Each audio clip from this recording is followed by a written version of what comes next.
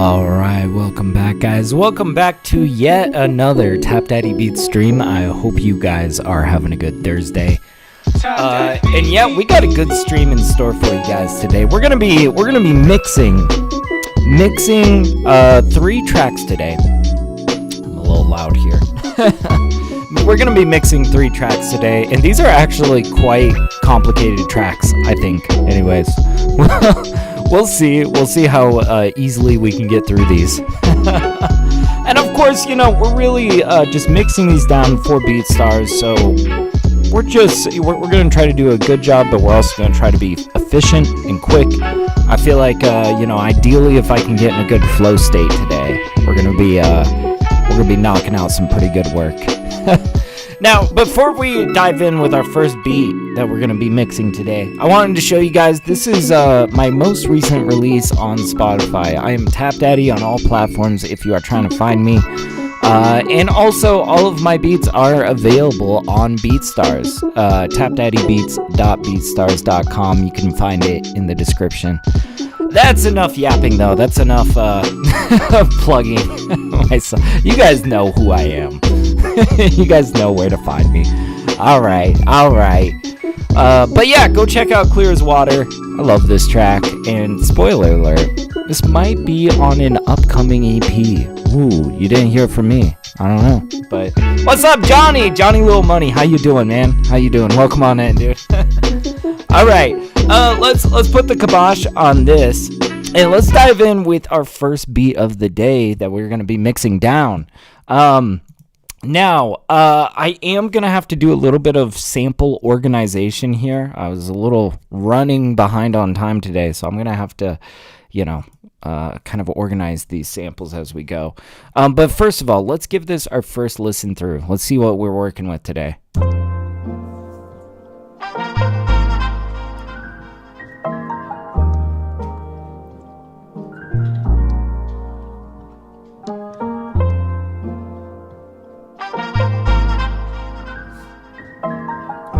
Song, dude.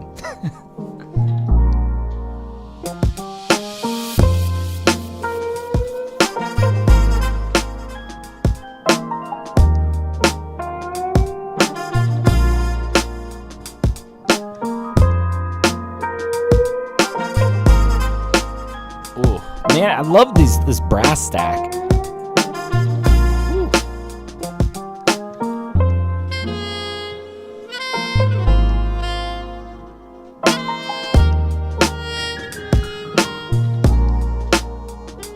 You know, we might actually not be in as much trouble as I thought we were gonna be. Cause like, this is actually, it's got a decent mix on it, right? There's definitely still some things that immediately stick out to me. Like, the drums need to be a little bit more compressed. But overall, like, the structure is there. Like, this feels pretty good, right?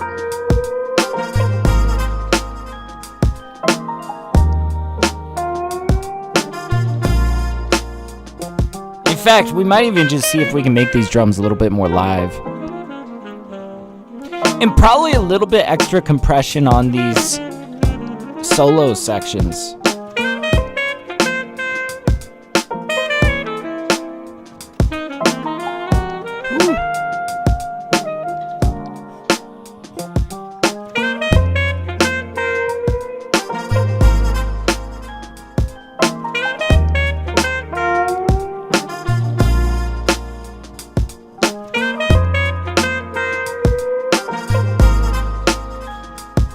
Yeah, this is good. Alright, we got a max peak value of about 2. We're going to give ourselves some headroom. So, unfortunately, yes, we're going to turn down the volume a little bit. But that's okay. I encourage you guys to turn your volume up a little bit if you need to. We always like to kind of like start from a lower, you know, a little bit of a lower volume, and we build our way upwards, you know, through the course of the mix session. So, first things first, let's get all of this. Whew, boy, this was quite a track. All right, let's bring it down. Let's say 1, 2. All right, and probably some headroom. So 1, 2, 3, 4, 5. We'll say probably about that. And just make sure we don't have anything on the master. Cool, we're good there. Now, like I said, I need to like organize some of these samples. I usually do these in the mornings before the mix stream. But I just didn't have time this morning, so we're gonna do it live. All right. But no, this is great because I get to show you guys like how I keep track of what I've sampled, what I haven't. If you're not doing this yet, I encourage you to take the time to organize your samples a little bit because it will make your DAW just so much more beneficial, right? Let's see. So I've been grabbing a lot from Splice, these horn licks, you know, some piano samples and whatnot. As you can see, I've got like a bunch of different folders here. I organized by month, just a big batch of every sample that I've used that month. I move it out of the unused samples folder and I move it into the used samples folder. That way it's like I can always get back to stuff and I always have it for stems, but I can keep it separated so that I'm not sampling the same thing over and over going, why does this sound familiar to me? You know? So let's do this. First of all, piano, sound doctrine, the revival. Okay, let's go grab that. It's like down here. The revival, this was loop 04. Okay. So then, we're going to have to, what was the key signature? That'll F minor. So that'll probably be this one. Yep. Cool. We'll take that. We'll scoot it up here. Holy shit, I got so many piano loops. And November. Cool. Put that in there. We had a few more. We got this horn stack here. Okay, SLS. I've been getting a lot of stuff from this SLS sample pack. I forget what it stands for. I just know that a lot of the loops I've been grabbing from there have been like some immaculate horn stacks, man. Fucking love it. All right, SLS. Where you at, dog? It's B major. Got a couple of it. Lady Soul. Yeah, there we go. Miss Lady Soul. That's what it's called. Yes, sir. Okay. Let's grab that. Let's move it out. I know. Super tedious. We only got like a few more to go. November. There we go. And let's see. I think we got just like a couple of solo sections that we did. Like we got this guy.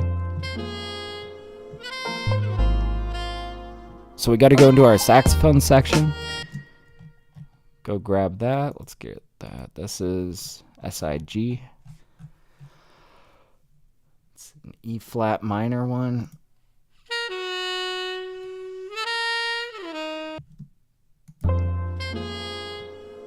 Yep. Cool. We'll move that out of the way. Boop. Cool. And last but not least, another SLS saxophone. Okay.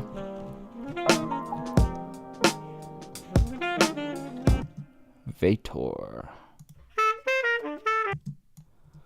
Okay. Cool, and I think that's the last one. So here's what we're going to do now that we got, let's just double, triple check. Yes, that is all we got. Okay, so here's what we're going to do. We're going to save, and then we're going to do a save as and begin our mix. You see, we just did a little bit of setup here, and then we're going to just like, really, like I said, like we got some pretty complicated tracks today to mix down, so I'm just going to try to like get in a good flow state and just like fly through these. We'll see. We'll see if I can actually pull it off. All right, so cool. We saved it. Now we are going to do file save live set as, and we're just going to call it mix v1. And we're going to try to remember to save as we go. All right, cool. We got that. Let's just start from the beginning, work our way forward.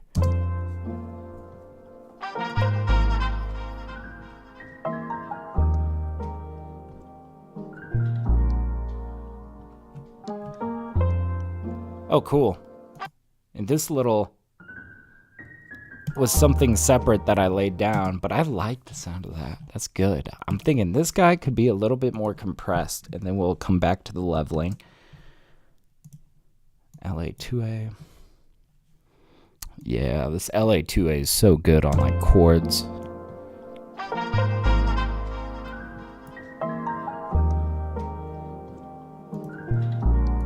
Probably bring this back now.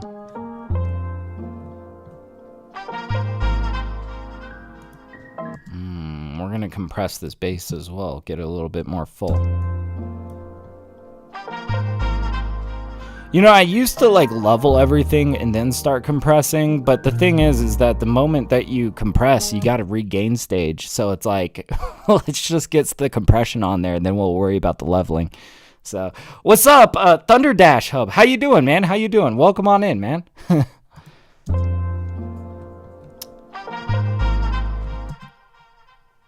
And this is gonna be kind of tricky. So we got this vinyl.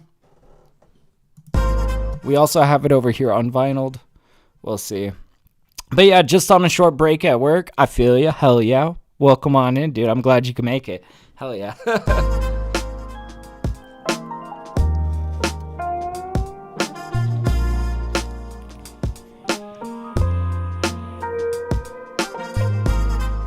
Okay.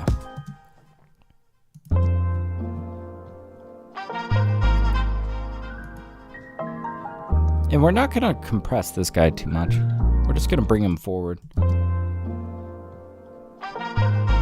But yeah, he says, I'm doing well. Can't wait to get home so I can start working on my new Jawbase project. Dude, I can't wait to hear what you come up with it. You know, that's going to be so sick. I feel like I spend so much time making like new Jawbase type beats. I'm really curious what you guys are, you know, what that sounds like to you guys, you know? If anybody else is curious, Thundy's talking about the new Jawbase type beat battle that we got going on my Discord right now. If you guys want to get in, you can, I believe I've got a Discord link. I don't know if I have it in the description, but you can join if you go to my Twitch channel, TapDaddyBeats on Twitch, and you look in the description. There's a Discord link. Go to the Beat Battle Submissions channel. We're doing new Jawbase type beat battle right now. It's gonna be good. It's gonna be really good. All right.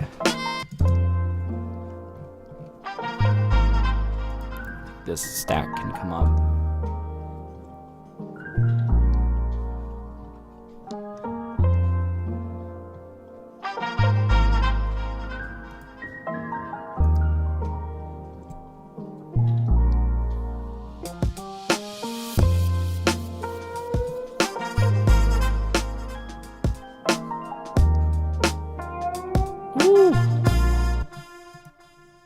Okay, so yeah, this guy, we've got our compression, our reverb. Yeah, this is the guitar that we're hearing kind of bend. Pull out an EQ. And then after the compression, I'm gonna like press down on this first resonant to help shift some of the energy to the brighter stuff. Yeah, that way it's not so mid-range. It's not like super mid-range, you know? What's up, Prod Thomasu? How you doing? Yeah, caught a live stream. Nice. Welcome on in. Glad you could make it. Welcome. We also got Signature. What's up, Signature? Oh, it's good to see you, man. Damn, we got the homies. Hell yeah. Welcome on in, guys. Yeah. I see Thundy saying one trick I do with compression is I use it to emphasize consonants a little to make them sound more authentic. Interesting. Yeah, I feel like in general I like compression because it can kind of take whatever texture is there and kind of bring it forward in a way, you know? But yeah, he says, anyways, my break is almost over. Dude, this is I feel like this is such a working man kind of song. I hope this inspires you for the rest of your day, man.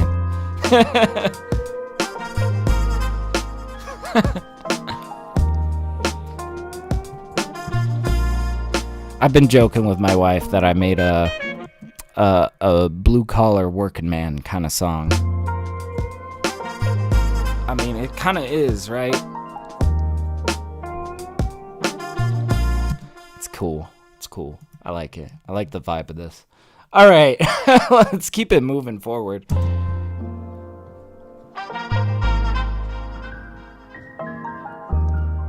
All right.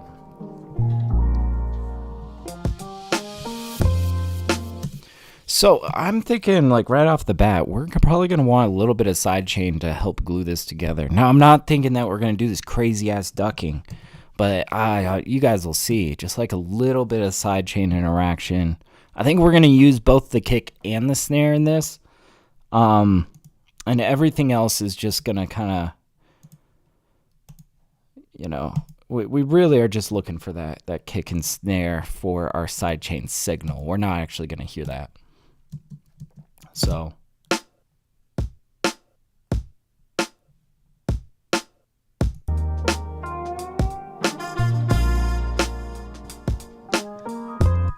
okay, so now glue compressor, we're gonna get a little bit of sidechain, you know, going.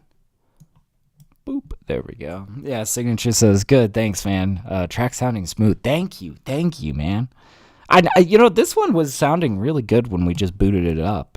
Really, we're trying to just polish this, make it immaculate now, you know. Let's see. So we got our sidechain signal.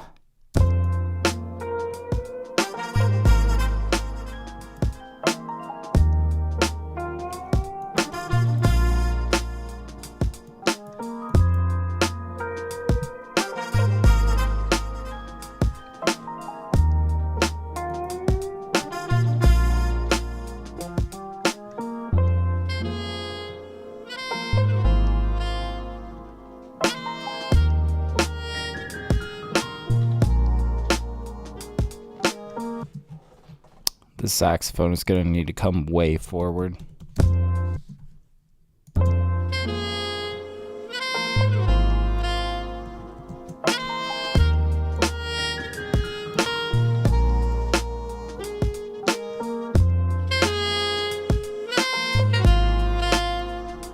Here we go. Woo!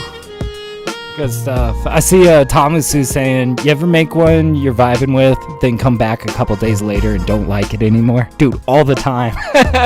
Seems to happen with me a lot. Yeah, look, I'll give you some advice about that, because I think, like, you don't have to love everything that you make. I think what's honestly more important is that you try your best to finish everything that you make, but it can sit on your hard drive. What I like to do is I keep a very, very fat stack of demos, right? I'm always listening to it. I'm always excited about like a handful of tracks in my demos folder. And that helps me kind of like think about like, what do I want to release next? What kind of EPs can I make from all of these demos? What do I really love? And then, you know, it's like there's some that maybe they don't have to come out. Maybe I don't have to publish them. Maybe they're not really that great. But the point of the matter is like, because I've got a demos folder that I'm always listening to when I sit down in my studio, that's like the first thing I do is I listen to whatever demos I'm vibing with. And like, it helps you just like develop opinions. Now, I think like over the course of time though, I think your batting average tends to go up, right?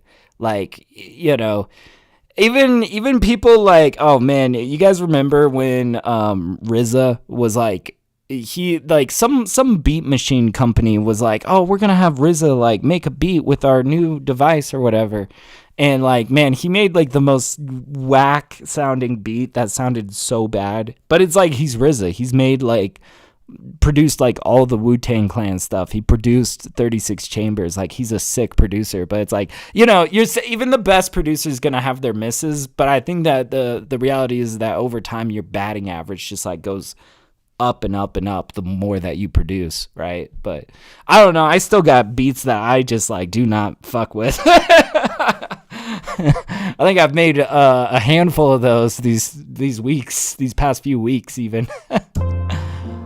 On Saturday, though, I loved all three beats that I made this last Saturday. I've been really vibing with. This was the first one we made on Saturday.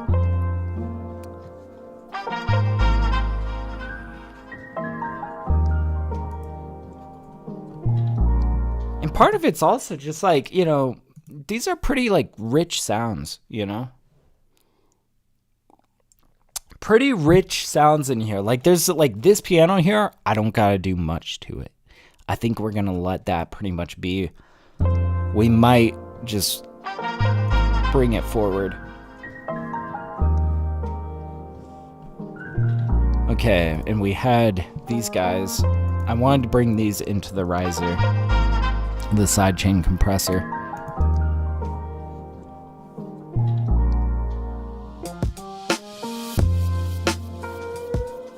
Just kind of helps dress it in a little bit. Also, I'm not sure about this riser. Might need to make it more low key. Let's do that.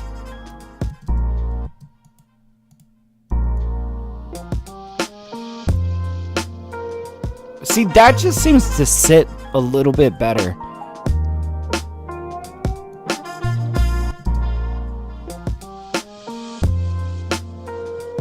Yeah, it's not as intrusive if we cut at those highs, you know?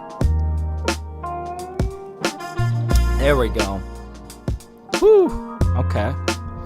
But yeah, Thomas was saying good advice. It's like the rhythm roulette videos. Some producers just don't do well. Yo, you're so right though. like sometimes I watch rhythm roulette and I'm like, oh no.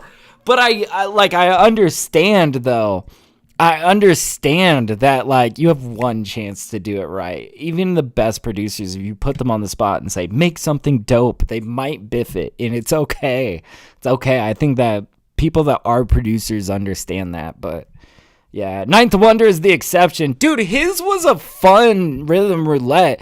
I think what was, like, they had, like, one really bad one. I forget who was on it, like, right before Ninth Wonder, and everybody was dragging rhythm roulette because of, like, I don't know, there was, like, some producer that made some hot garbage and was, like, nodding off in his session, right? But then they have Ninth Wonder, and Ninth Wonder is just like, guys, I'm just having fun making beats. You know, he's like really excited, he's really into it, and he makes some really like kick-ass beats, and it like, I feel like that was the episode of Rhythm Roulette that reminded everybody why we like Rhythm Roulette. I don't know, that was my experience. It was fun. It was fun, man. But you're so right. That is exactly it. Like some of them do not do well. God, I hope if I ever do Rhythm Roulette that I would make something good. I would hope. Yeah. The signature's like, yeah.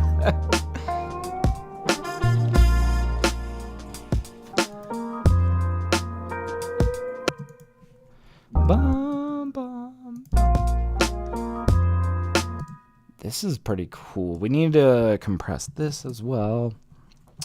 See, I'm like compressing, I'm shaping, I'm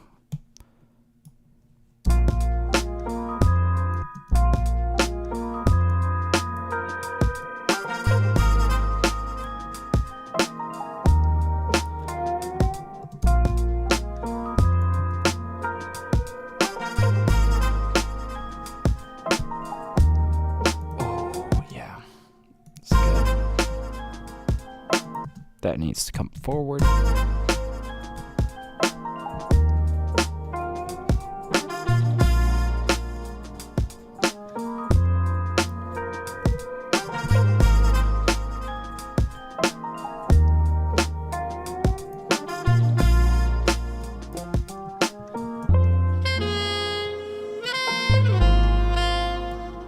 We might bring this back a bit now.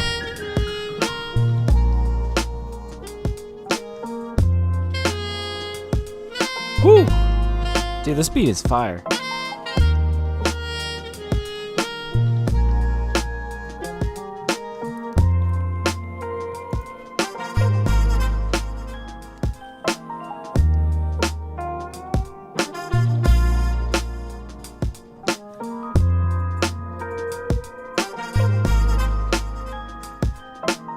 Okay, so something that I just kind of noticed is that we are leaning a lot into the right ear Like a lot of these elements specifically right here are leaning all right. Maybe we need to take one of these and like mirror it over to the left to kind of achieve a bit more balance, you know. Timberland, yeah. People were pissed about the Timberland episode.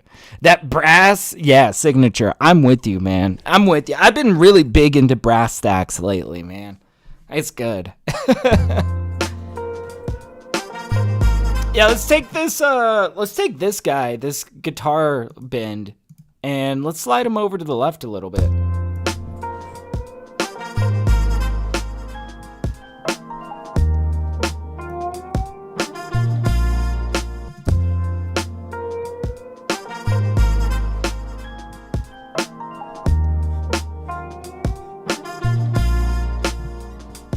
Might need to straighten this guy out. I don't know. He kind of wanders a little bit. I'm curious if we'll have to do this before this reverb over here, but I'm just curious if maybe we pull out a utility, put a 0, if we mono it before the reverb, if we can kind of straighten this guy out a little bit.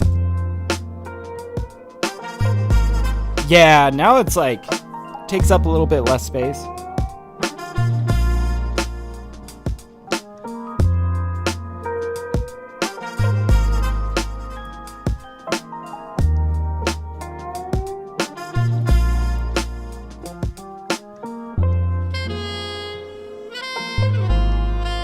Oh yeah, and we didn't use this guy, so let's get him out of the project so we don't confuse ourselves later.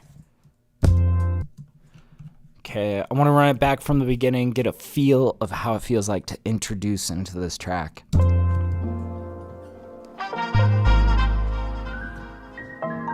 We might brighten this a little bit, these horns.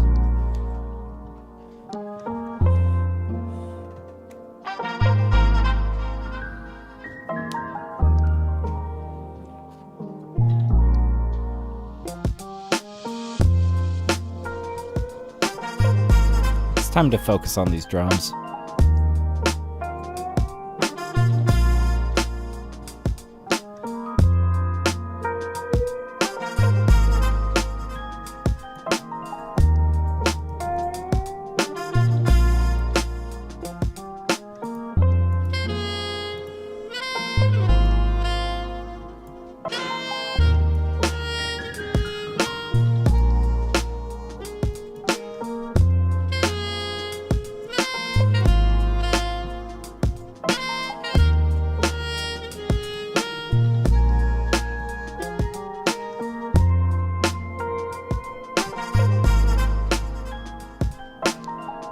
I just added a little bit of room verb to these drums.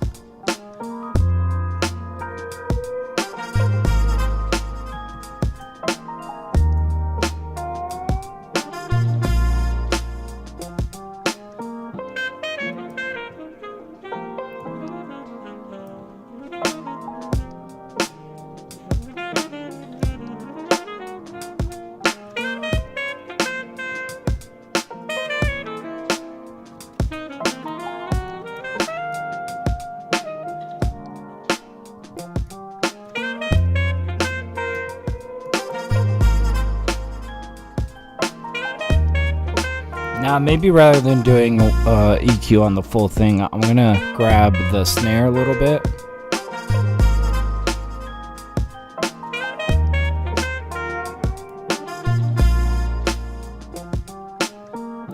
We're just gonna brighten the snare.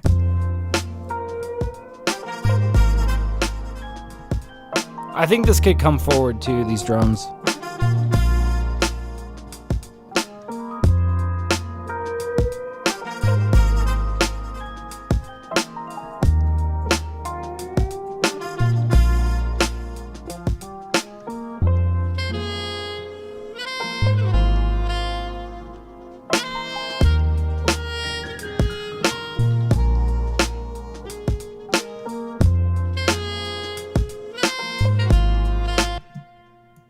Maybe rearrange the order of this compress then reverb on this saxophone.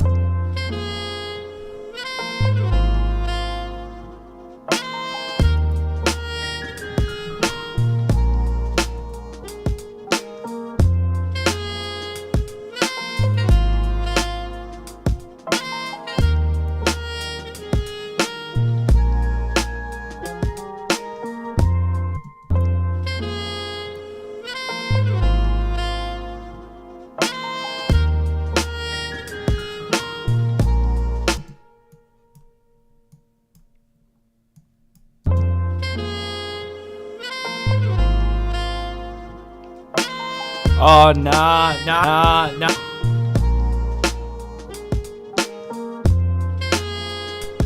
Test. Okay, sorry. I heard my voice for a second. I was like, what? I was gonna say, I think reverb and then compression on this saxophone is so much more vibrant. That feels pretty cool.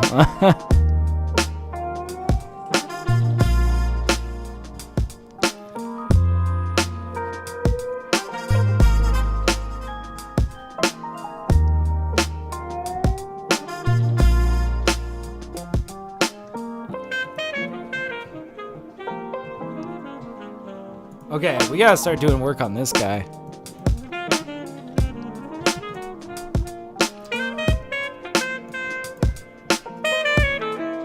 Ooh, yes.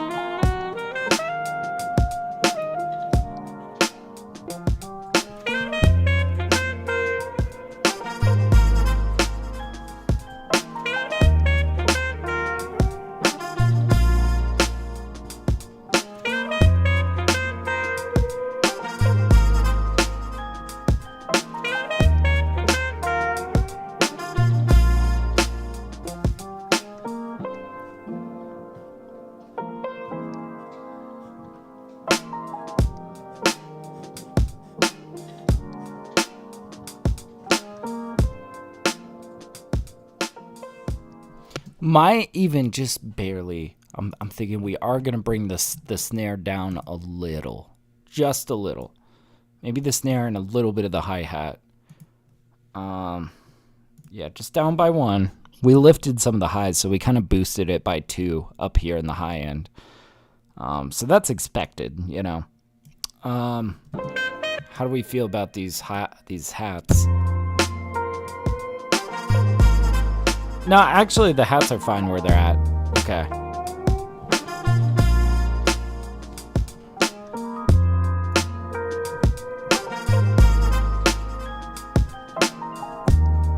I think, yeah, just lifting it by 1 dB overall, though.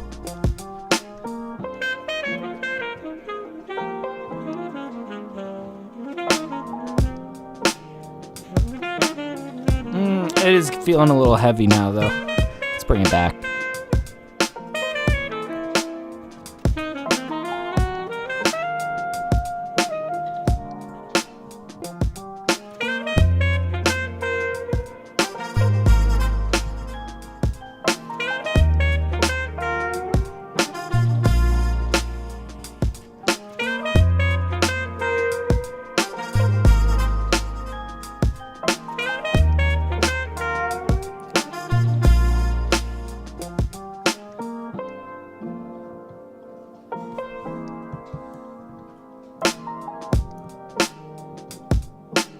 Start adjusting this fade out.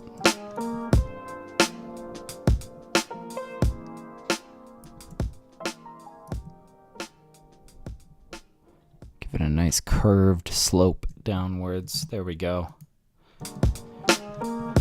Make sure that we don't have anything leaning over the edge over here. Yeah, we're good. That'll be the end of that track. At a very clean, like 2 minutes and 30 seconds too. I like this. It's a tight arrangement. It's very entertaining. There's just like a lot of solo sections in here, which this is kind of one of those that I would mostly be making this for like my Spotify listeners, right? But we're going to put it on BeatStars, and I might find a spot for it somewhere on some EP or something. I don't know. You see, it's going to enter the demos folder that I was talking about, that I'm going to be listening to this a lot. And maybe finding a home for it. But you see, I guess I feel like beats like this, I feel like are a little bit too crowded for people to be rhyming. But I get surprised all the time. Some of my most sold beats on BeatStars are riddled with like sax licks and stuff like that, you know? So I put it all up on BeatStars. That's why. It's up to the artist to decide what's too crowded, what's not crowded enough. You know, thank you, Thomasu. I appreciate you, man. Okay, so we got something pretty cool here. We definitely, it's not over yet. We gotta start compressing on the master. We're gonna do a light master on this and see where we are. Let's listen through this though Make sure that there's nothing that is just problematic sticking out to us, right? As an issue.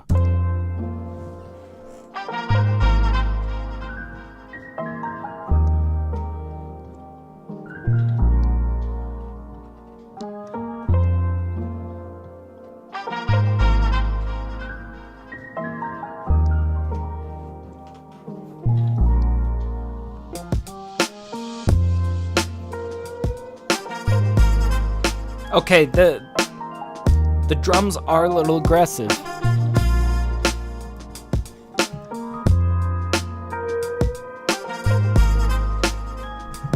Okay, I brought it down by 1 decibel. Let's just hear this transition again.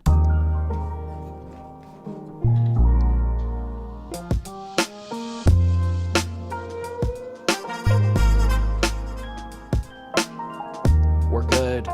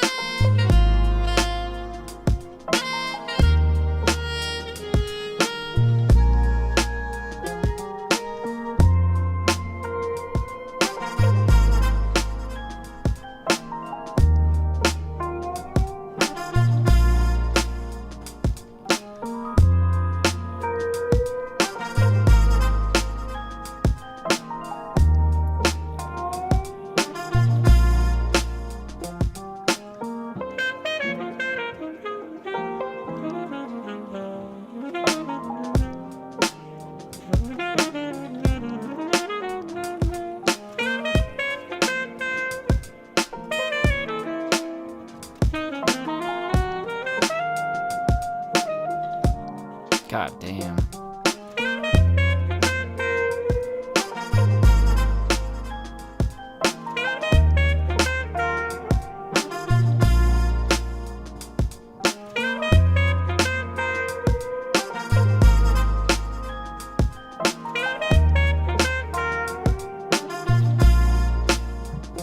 We might bring up this little counter melody here a little bit.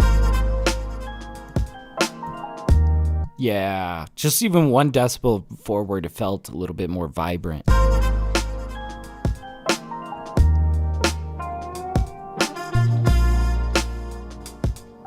All right, well, I feel like I learned so much about how I have things leveled the moment that I put a compressor on the master. So we're gonna you know, start to squeeze on this, you know. And, yeah, see kind of what the leveling feels like. Yeah, Signature's like, interested to see what Ozone will do to it. I am as well. I think that this is a track that's kind of more full sounding, right? And I think that Ozone specifically works best with tracks that feel a little bit more full, you know? So yeah, no doubt, man. Let's get to it. Let's just dive into this, and we're gonna pull out the Shadow Hills Master compressor. We always like to start with that, and we'll see how compressed feels good. You know, how much compression.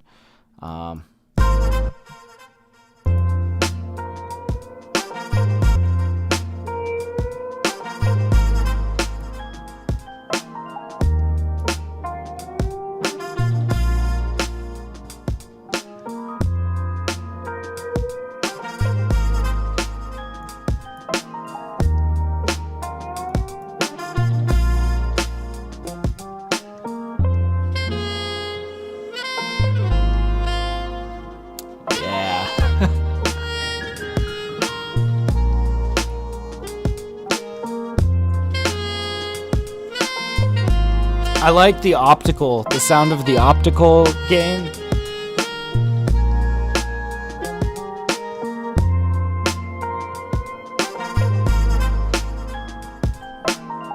Oh, this is perfect. Love this.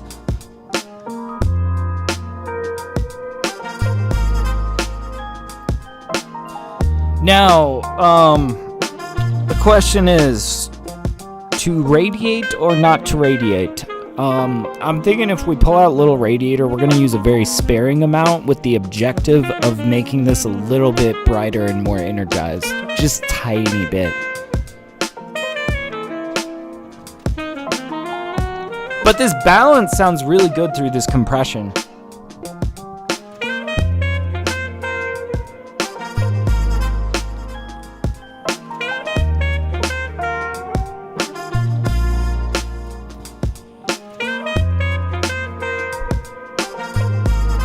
All right, let's pull out little radiator.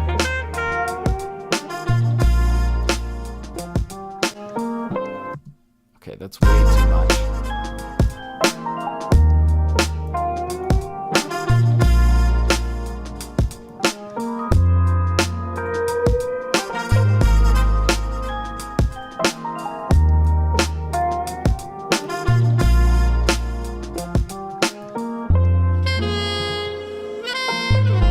Alright, let's just kind of A/B test what we did with radiator here. Without, and then with.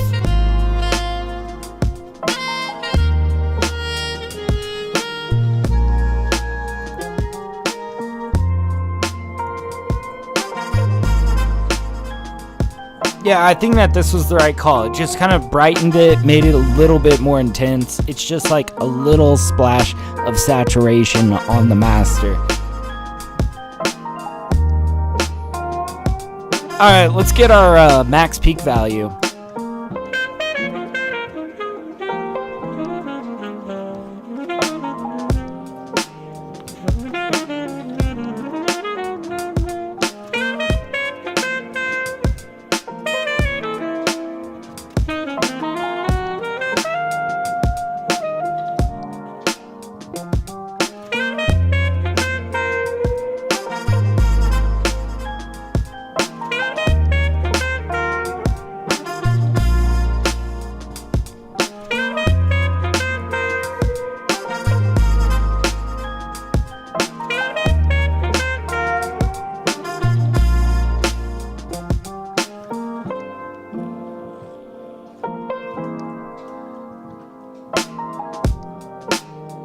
Oh man, and this piano sounds very vibrant through everything that we've got so far on the master.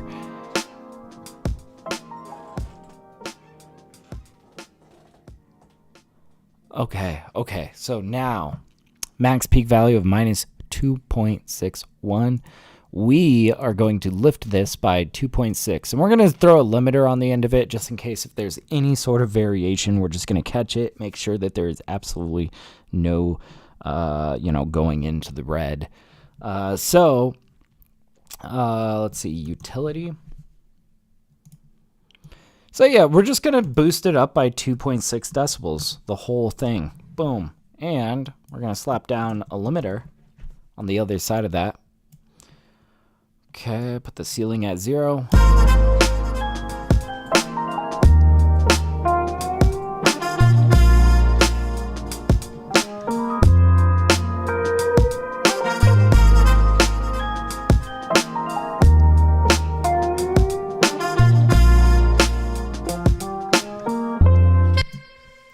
Damn, this is so good. I really like this track, man. I am really enjoying this.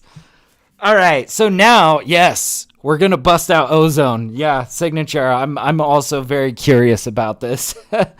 All right, let's pull out Ozone.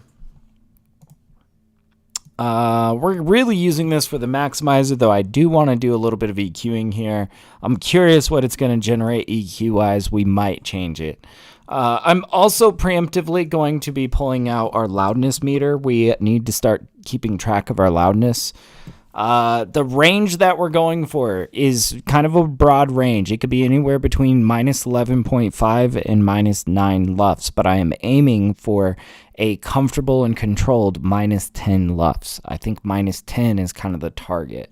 So, anyways, let's get into it. I am going to run Ozone on this, and it might jump up in volume. Just a little volume warning to you guys. Here we go.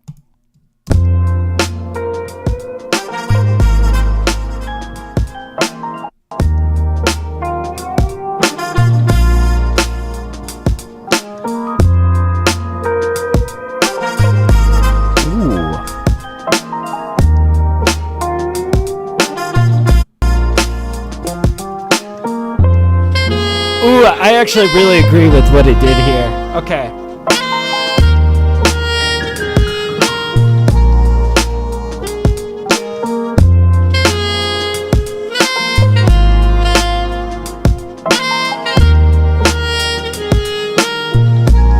Okay, we're gonna keep this EQ. This is exactly kind of what I was hoping for. We're just shifting some of the weight into the brighter areas. Kind of clamping down a little bit on the lows, lifting a little bit on the highs. That is good.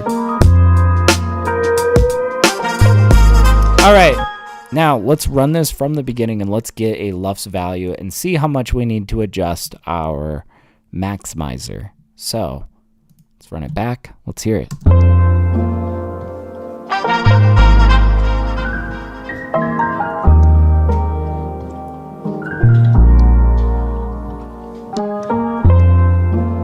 God, I'm curious what the LUFS are going to be.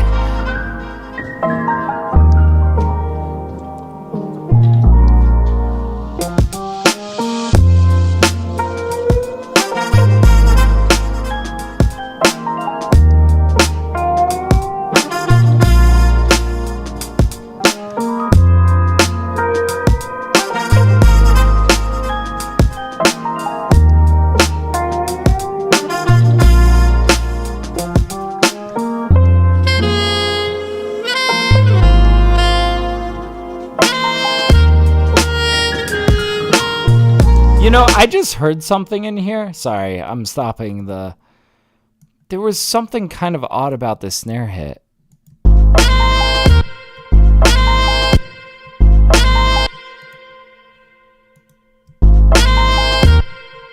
It feels like we're getting cut off by something. No, we're not. It's just the hi-hat.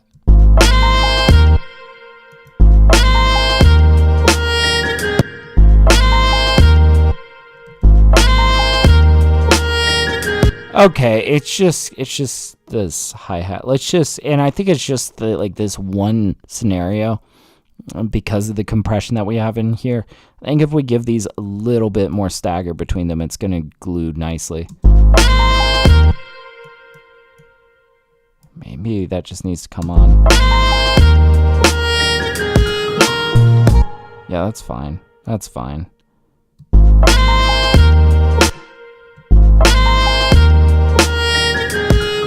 Okay, I think it's fine. All right, let's actually go get a LUFS value. Sorry, gotta pause sometimes, back it up, you know.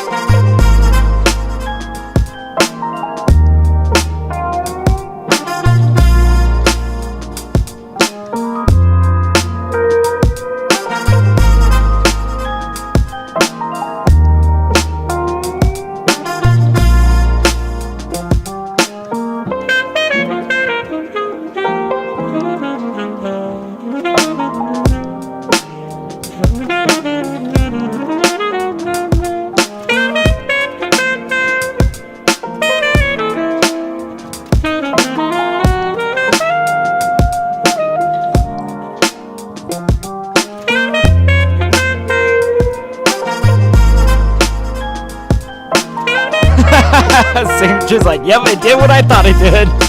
Yeah, no doubt, man. It sounds so crisp and full. I love it.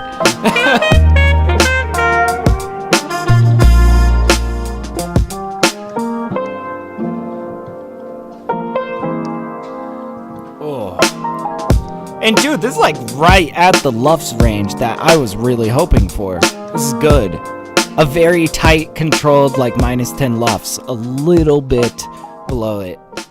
That's so perfect. That is like right on target. Guys, we hit a bullseye with this one. That is awesome. Oh, man, I feel invincible. After mixing that one, dude, that was like 50 minutes we got that. And you know what? I got to say, I got to hand it to whoever produced this did a pretty good job, you know? Okay, I'm tooting my own horn here.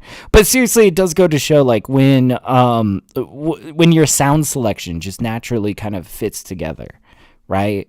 When your drums are already like feeling very well balanced and snappy right out the gate. Like, you don't have to spend 7 hours getting a track to sound immaculate. Sometimes it's really the production that allows for it to kind of like come together in like an hour, you know? Dude. That's awesome. So let's save it. Oh, I did say, oh yeah, we must have changed something. Okay. All right, cool. We got 2 more beats that we're trying to mix today. This next one's gonna be a fun one. I can't wait. Anyways, while I am off getting some coffee, I'm just gonna run and get some coffee. I'm gonna play you guys Starlight Fades off of my new EP, Thinking of You. Definitely go check it out. It is a beautiful, beautiful EP. So, anyways, I'll be 2 seconds. I'm just going to go heat up some coffee, and we'll dive into that next one. All right.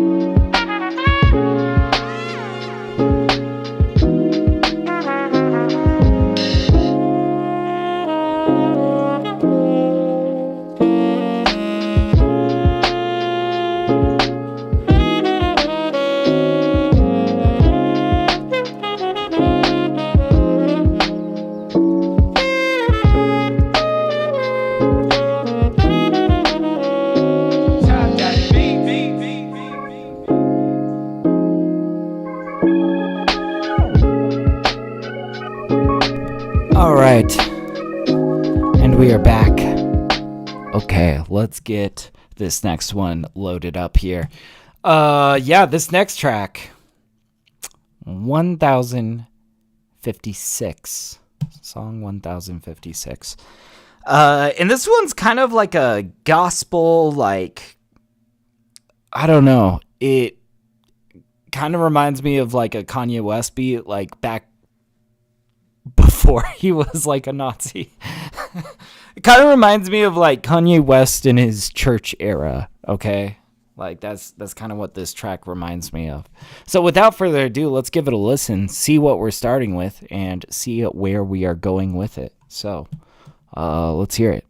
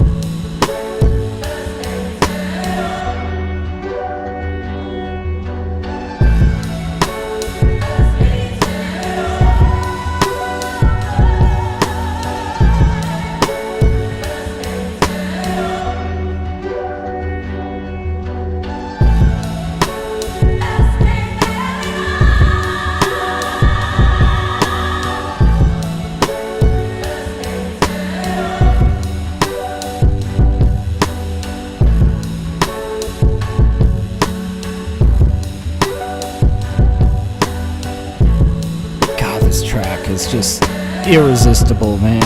I love it.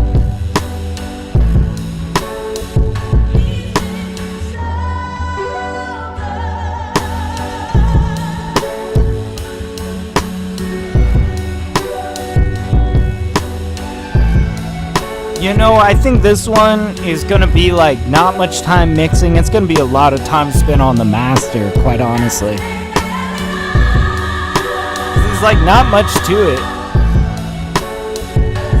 but I want to get this to crunch in the right way. That's gonna be a lot of work on the master, I think.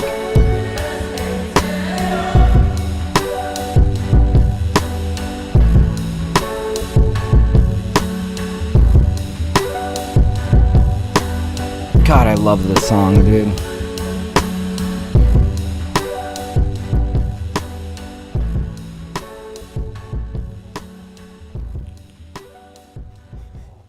Oh man, that's gonna be so sick. I already shopped this beat by a rapper who does a lot of like worship music and stuff, and he was like, yes. You know. Man, sometimes I make beats and I already got people in mind. I'm like, this guy, you know. Let's see, what are we at? We're at positive 1.51 decibels. We are going to give ourselves a little bit of headroom, okay? I don't really think that there's like a ton we want to do mix-wise. I can think of like maybe 2 things that I want to do to the mix, but you know, it's a 5-track beat, okay? They're like, let's not overcomplicate, let's not overcook something, right?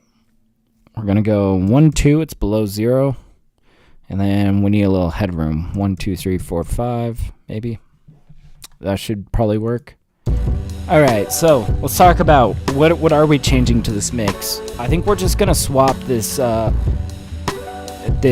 synth lead right here. Because you notice we feel it mostly in our left ear. But that's where the gospel is, the choir.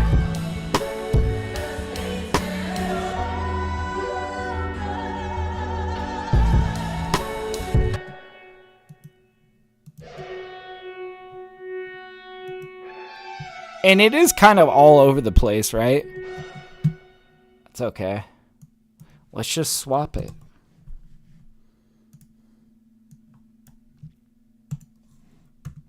And it'll feel mostly in our right ear after that.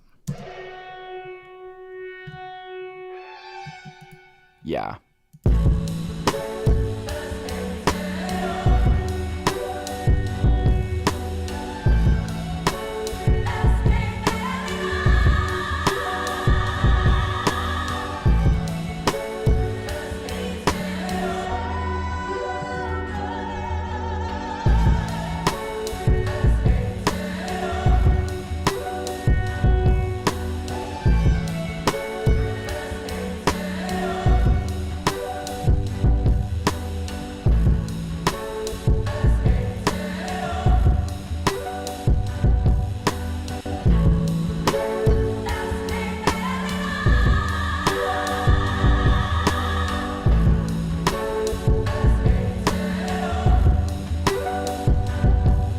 Yeah, we're gonna have that needle kind of float.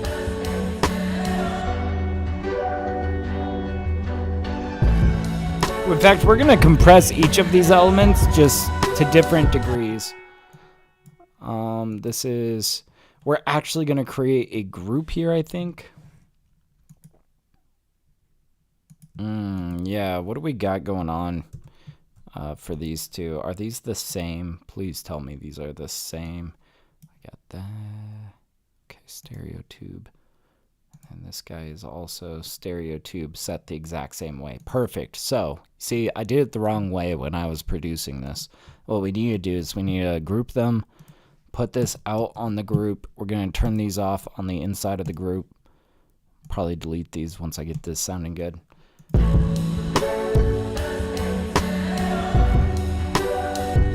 And we're going to compress after. Woo! Thomasu, yeah, he says, oh, nice, I loved this one. Thank you, man. Woo! I love this one, too. I've been listening to this a lot this week, man.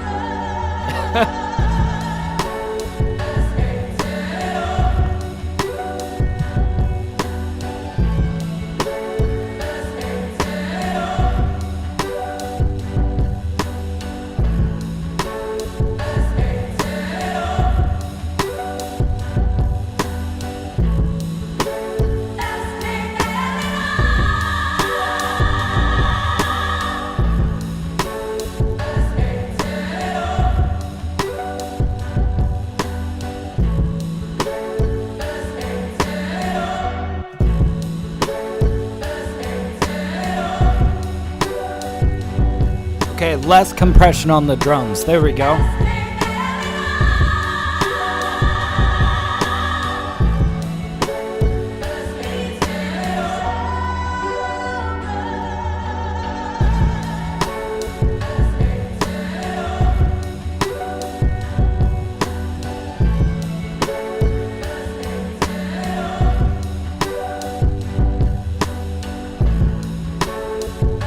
Okay, we need these drums to feel bigger, okay?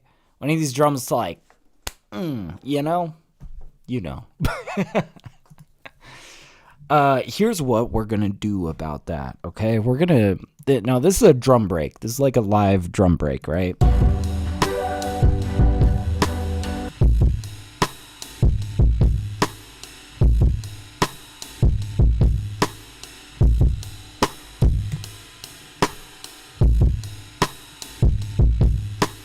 And we got this little crunch on it.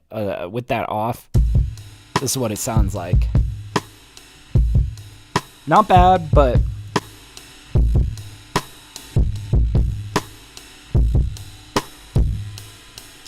yeah, low radiator. That bias is what's putting in that work, giving us that crunch. Now we just need to emphasize it. Let's set up a side chain. So here's what I do when I have a live drum break and I want to set up a side chain on the kick. So up here, we're not going to hear this, okay? We're going to turn that off. But for now, let's solo it and let's set up our kick. Well, let's get rid of this compression. We don't want to elongate the side chain signal notes, right? Now we need to isolate the signal. Let's see, we got an EQ. We need this kick. And you can see that there's some noise there, so we're gonna probably noise gate this.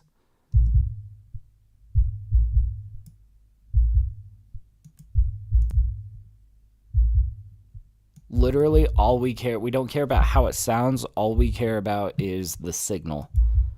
Let's go grab our gate.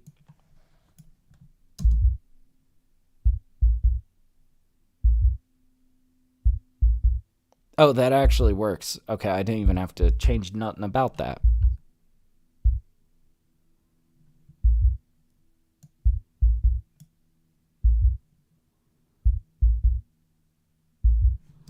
Okay.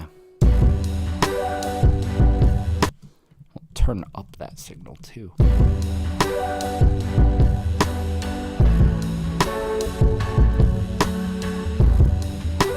Okay, let's get our glue compressors.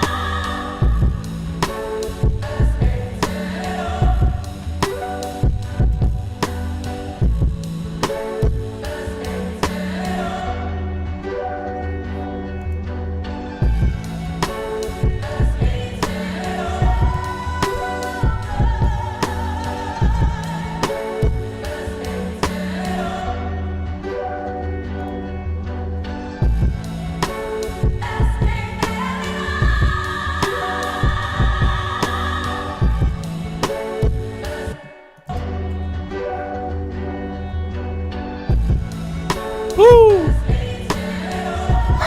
Yeah, Thomas says, I never thought about using more than one glue compressor until I saw your vids. Hey, that's sick. And you know, just to explain what is happening when I do this, okay? So we got to talk about a couple of key components to what makes for a compressor.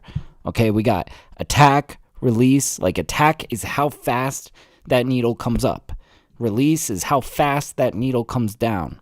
The ratio is how much is this affecting the audio, right? And the threshold just means like how much signal do we need for that needle to come up, and how far is it coming up, right? But the ratio is what is giving you the depth, as to how much this is ducking, right? So the reason I use more than one is because I go, okay, well, we maxed out our ratio here. How do we get more ratio? Boom, we just doubled our ratio. We just told it to go down twice as far, you know? Sometimes I'll even use 3, man. Sometimes I use 3. It's like whatever it takes to get as deep as you need it to be, right?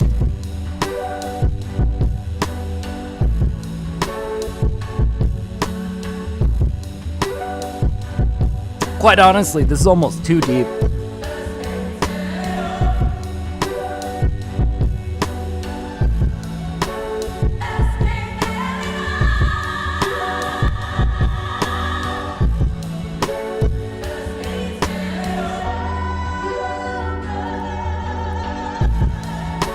We need to set up this compressor.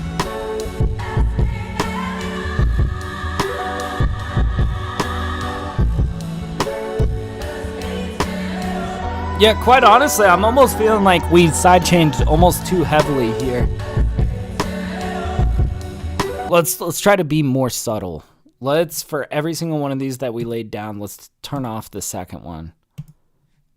Turn off the second one. Turn off, oops, the second one I said. There we go.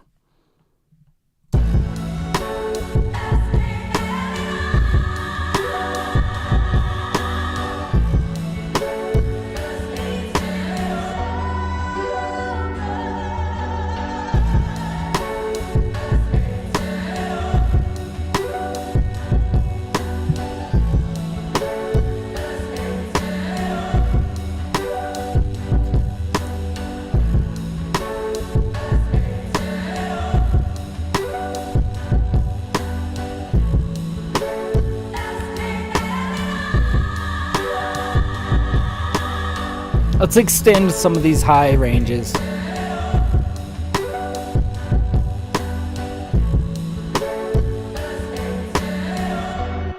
Okay, what do we want? What do we want? We want the high highs on the vocals. Then we'll take the mid highs on the strings. And you'll see this kind of fits together like a puzzle piece.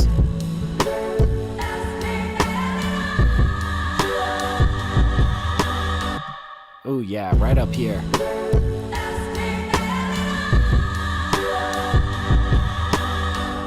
Oh yeah. And then we take our EQ to this range, and you saw like just below here, right? Let's go see what's happening in this right above the 1K hertz range up here.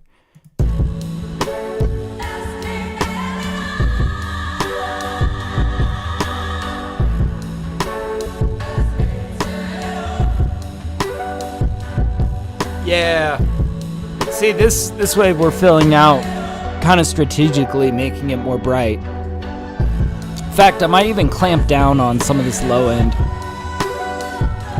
This is going to emphasize more of the mid-range. In fact, here, let's do this.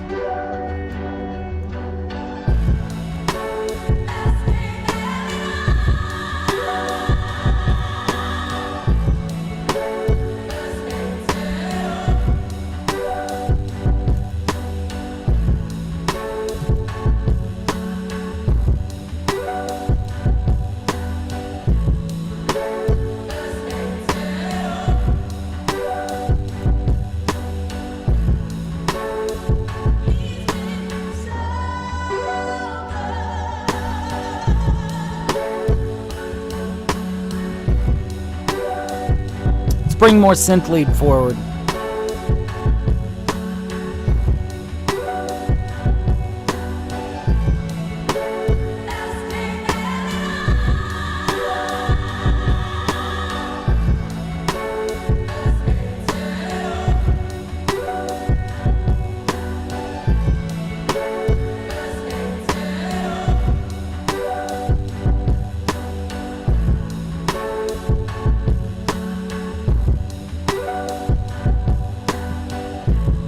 We need to do a little save as.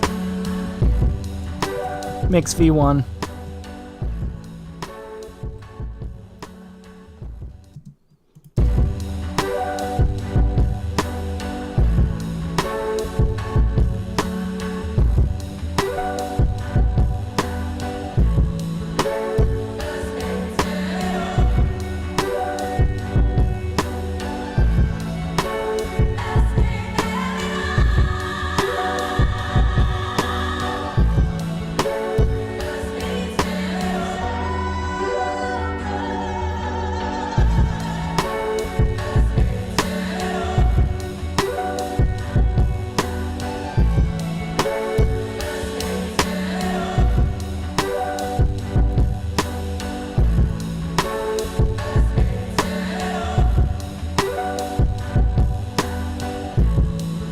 Just a little boost.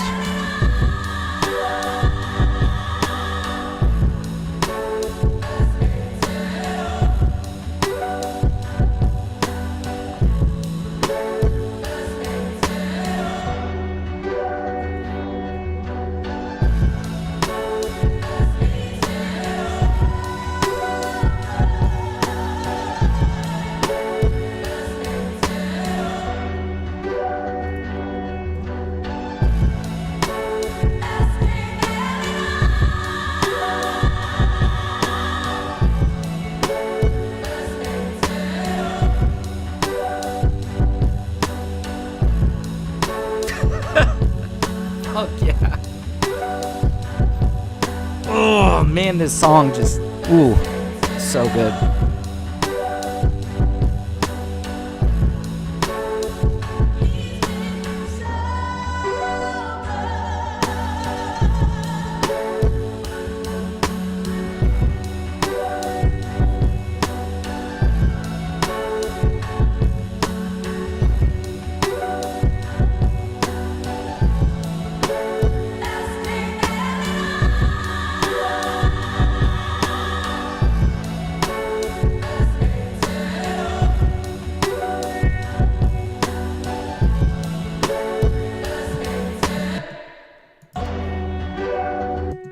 Here's what we're going to do. We're going to clamp down on this mid-range.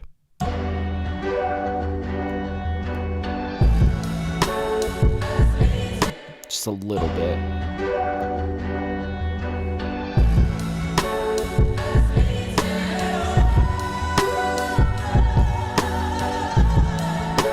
Actually, no. We need that. Okay. I'm starting to see how this fits. See, it feels good in that mid-range because that is where it is supporting.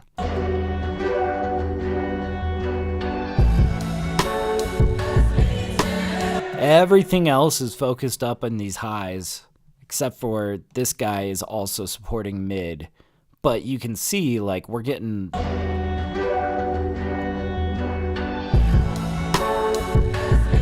It's really this up above 1K here where these strings really matter, right?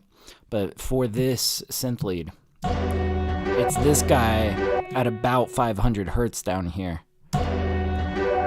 We're actually going to boost that a little bit. I was thinking the opposite at first, but till I tried it and was like, nope. Okay, I said I wasn't going to get like too in the weeds on the mix on this one. We did, but now comes the fun part. The master on a track like this is going to be fun. You guys will see. Let's compress. Let's get this squeezed together. Well, first of all, let's listen through, vibe to it, make sure nothing is sticking out.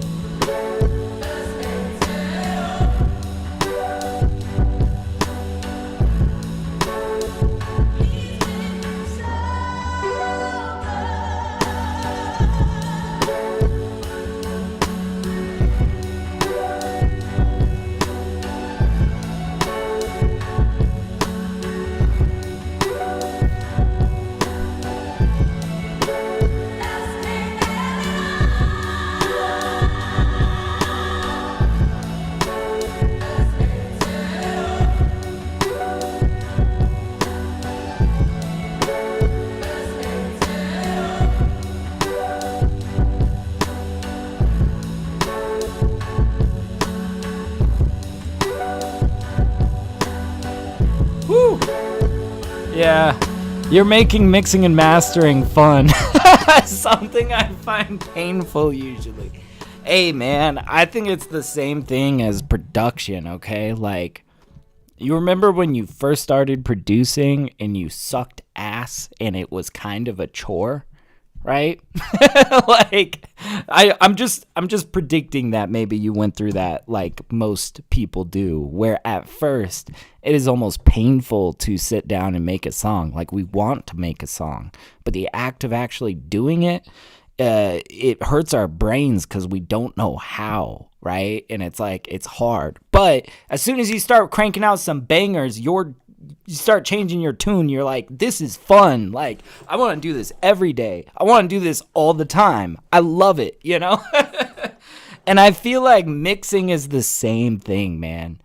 As soon as you get really, like, somewhat skilled in it, I'm not even going to say, like, you get really good at mixing. No, it's like when you start to really understand the underlying logic and you start to hear the transformation of music as it gets treated in the mix, and you start, you know, using your brain in a way that you used to not be able to, it becomes fun, man. It becomes so much fun. And I feel like especially like the moment that it really became fun for me was when I started mixing for other artists. Like, as soon as I opened up shop and started getting a handful of clients and I had my hands in music that wasn't my own, that's when I was just like, oh man, like, I see how much the mixing really shapes the final outcome. And it's just, ooh, man, it gets deep. It's such a deep subject, man. It's such a deep subject. I love it. I really love it, man. Cause yeah, I don't know. It's kind of like we're flavoring this track. Like, I think that you get to a point where you get good enough where it's like, okay, we mixed something, we made it less sucky. And then you get good enough to where you can like make it less sucky, make it a decent mix. But then from there, you can add flavor, you can add pizzazz, you can color it in really in a beautiful way, right? I don't know, man. Mixing is fun. And it's just like, I feel like it's been a similar journey for me as it was learning how to produce, you know? Producing was a chore at first, you know, until it wasn't. Anyways, shit, I'm having fun just yapping at you guys today. Let's check our max peak value first of all. Did we blow? No, we didn't. We're good. Minus 3.92. Fuck yeah. I can't wait to hear this compressed. Let's do it. So Shadow Hill's master compressor, absolutely, yes sir. Get your butt over here. Sidechain enabled, and let's just start going through it.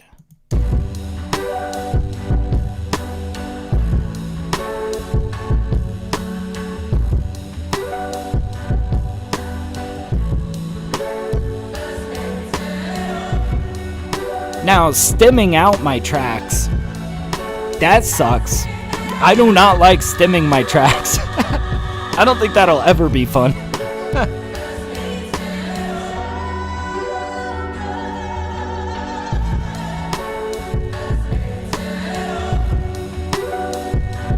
Ooh, that discrete gain.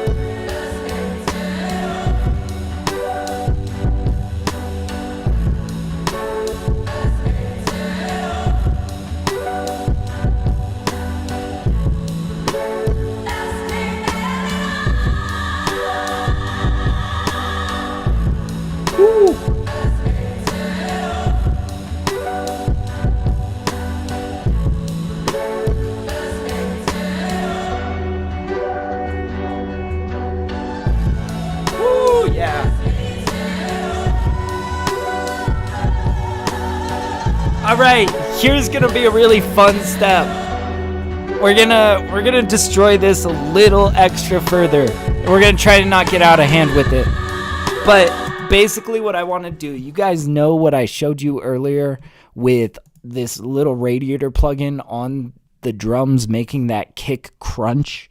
We're gonna add a little bit more of that to the master and see if it starts to kind of affect the rest of the master as well.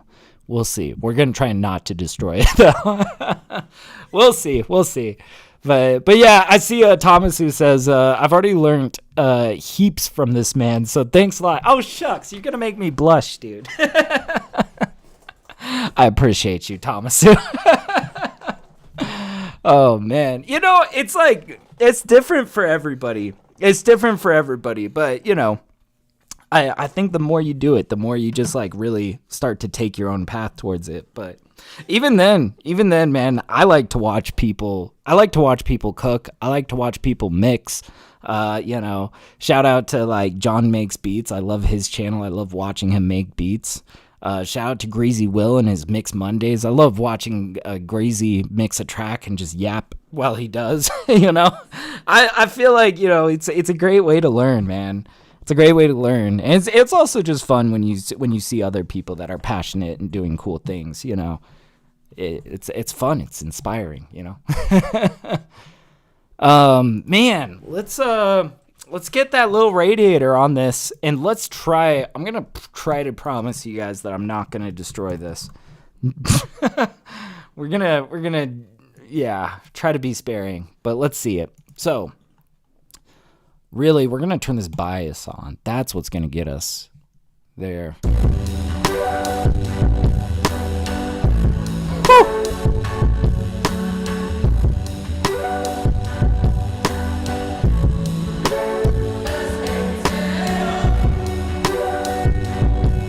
Oh, it's too dirty, though.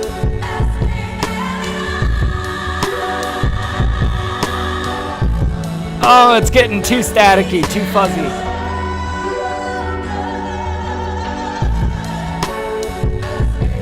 It's way too much. Ah, damn. I don't know, guys. I'm like, I really want it. I really want a little extra smidge of this.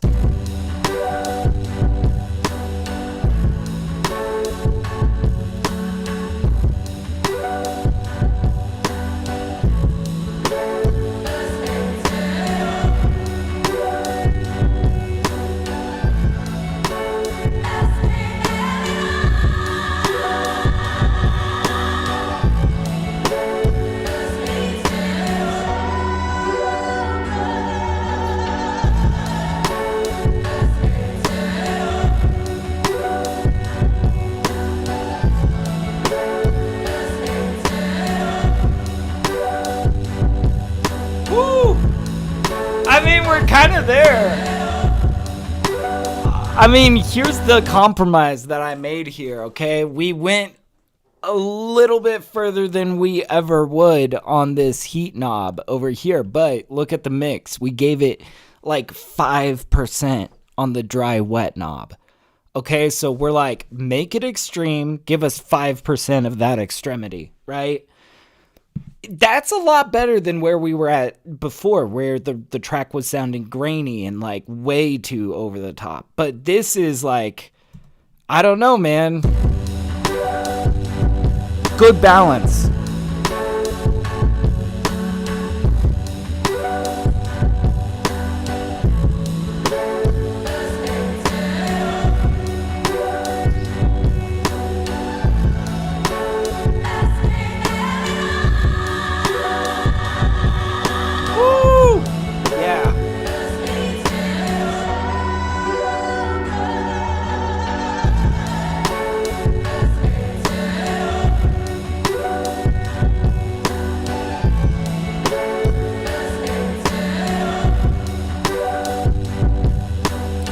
Look, this is one of those tracks that I am going to have to make a decision about it in like 2 days' time, okay?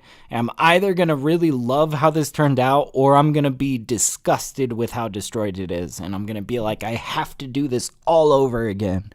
That's why we do Mix V1, you know? That's why we save as and do versions, which, yeah. Like, let's save this, you know. But let's continue. Let's finish out the master. I think I like where it's at, but you know, it's so subjective, right? I could listen to this tomorrow and go, "Fuck no, you were being way too much, man." You know?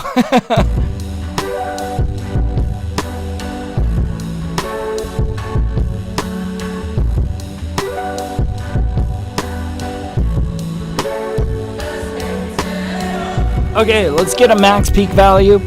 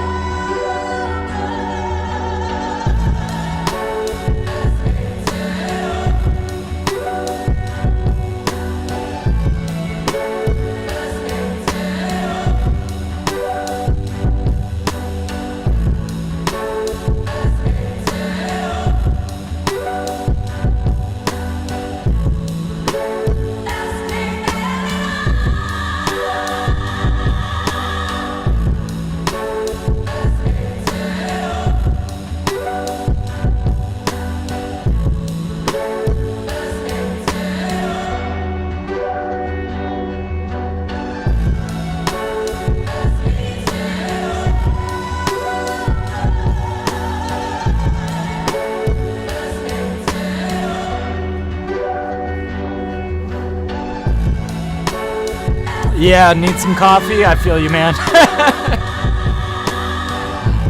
No doubt.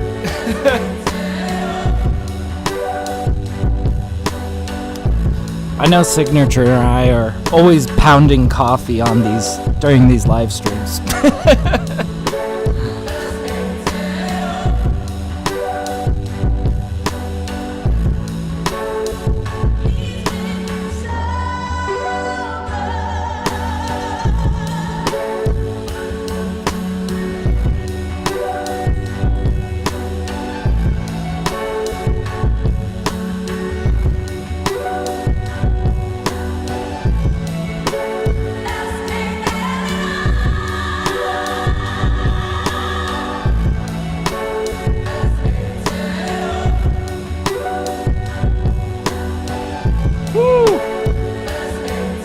Oh man, but yeah, no worries, Thomas. Hey, thanks for popping in, dude. It was good chatting with you, man. I hope to see you around, dude. Have a good rest of your day.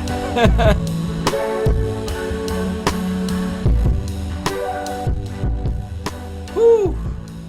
Shit. That's sounding good. Now we need to bring it the rest of the way in.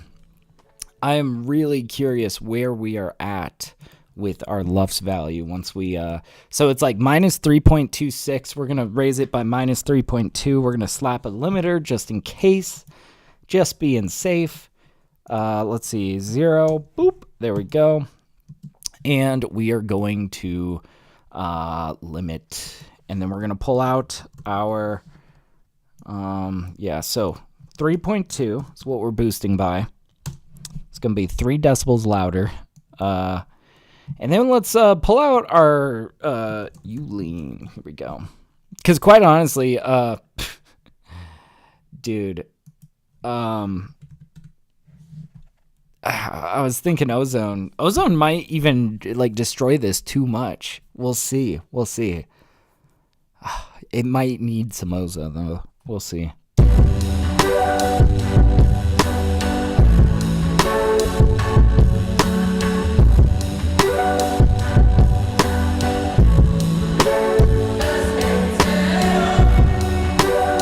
Oh yeah, this isn't gonna need much.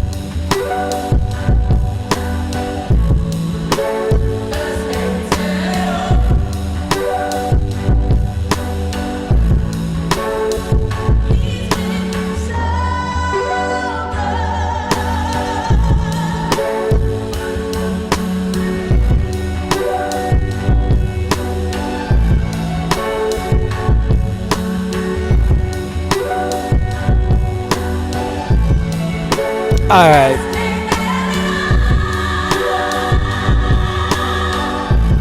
Let's bust out Ozone. Let's do it. I hope Ozone keeps this somewhat clean. Yeah. We'll start it from like over here-ish. Let's get Ozone on the master chain. We're gonna run it. I'm curious what it's gonna generate. Really, we're mostly using this for the maximizer, though a little bit of EQing might really help us out. We'll see. Let's run it. All right, volume warning. This might jump up in volume. Let's check it out.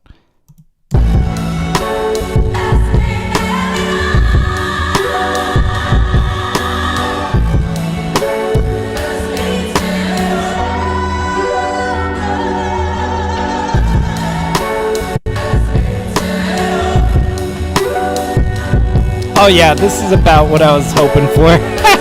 Anytime we end up with this, okay, and this, that usually is a good sign. Let's A/B test it though.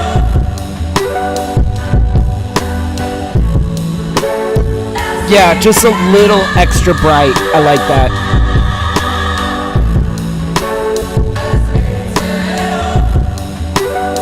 Alright, let's run it from the beginning. Let's get a LUFS value. Let's see how much we need to adjust this threshold. But yeah, we're keeping that EQ. That's good, you know. Ooh, yeah, and it's looking like it might be in a pretty advantageous lane. We're hoping for -10 LUFS, okay? I'll accept as high as -9, as low as -11.5. Let's just see where we're at, though.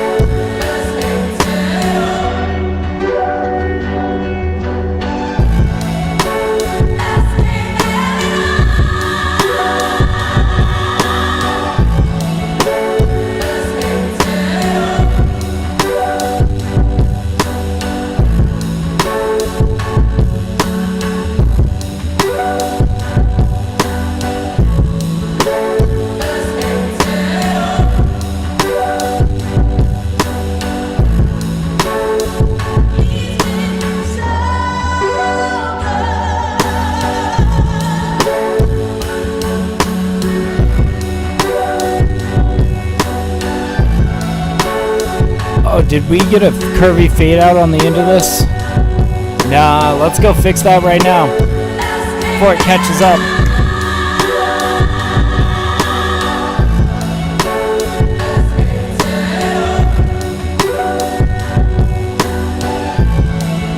There we go. Perfect.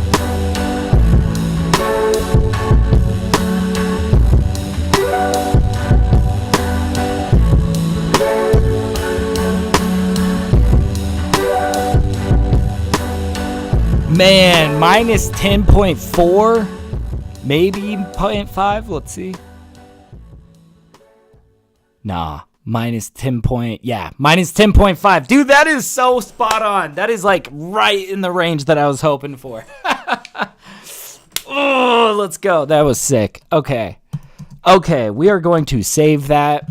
And god damn. All right, I'm gonna grab some coffee and we're gonna hit our last beat for today. We got about an hour and 20 minutes for this last one. We might need it. This last one's kind of got like a lot of layers to it, so we'll see kind of what we're working with. Last I recall, it was sounding pretty good, so we might be in a pretty good spot for this last one. We'll see. Now I'm gonna grab a little bit of coffee. While I do, you guys know how I do. I like to play you guys a little bit of music. Let's see, what should I play for you guys? That last track has me in a Last to Leave Earth type of mood. I'll play for you guys Last to Leave Earth, so I'll be 2 seconds. Just gonna grab some coffee. I will be right back.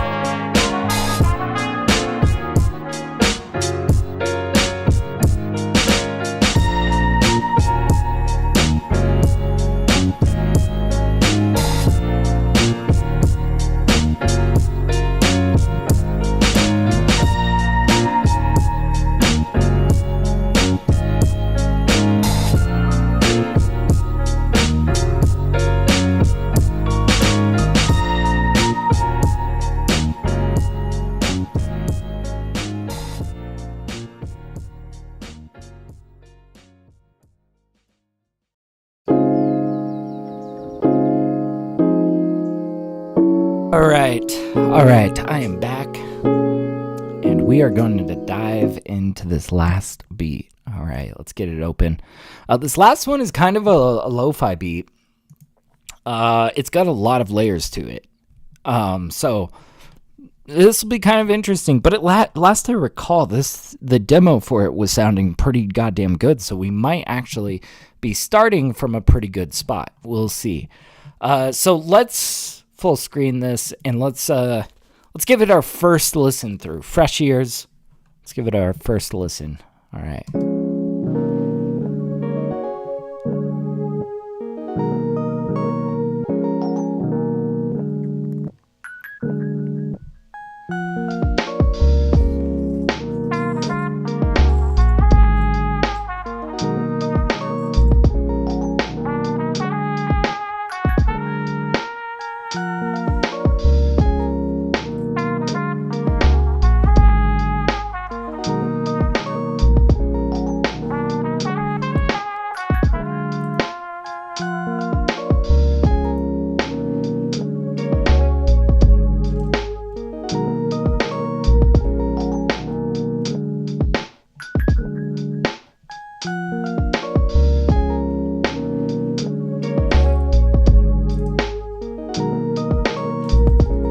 What's up? Jet Flux, how you doing? Yeah, this is exactly what I was looking for. Glad I found the live stream. Hey, welcome on in, dude. I'm glad you made it.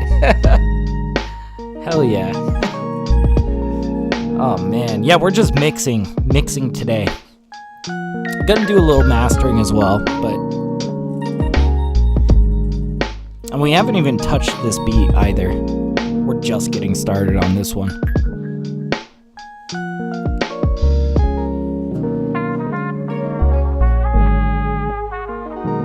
Well, I'm surprised this hasn't popped up above red. We must be in a good spot. I was almost convinced there was like a limiter on the master, given how perfectly we're at -1 max peak. Okay.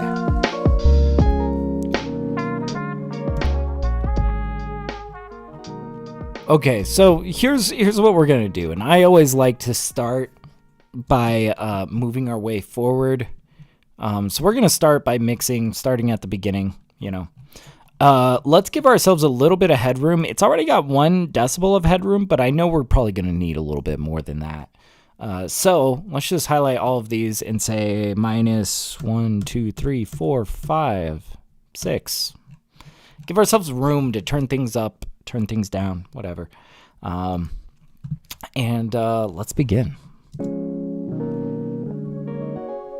Yeah, if you need to turn up your headphones, please do. We like to start quiet and build our way upwards, basically.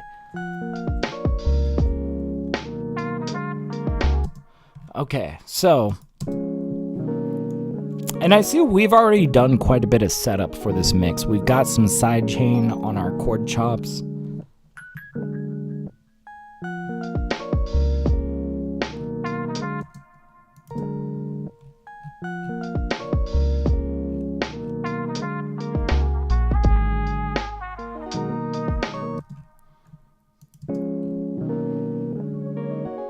Okay, so in tracks like this where we've got like a lot of small elements like this, I think that we got to consider in the mix how we're going to space these to kind of have them balance the left versus the right sort of,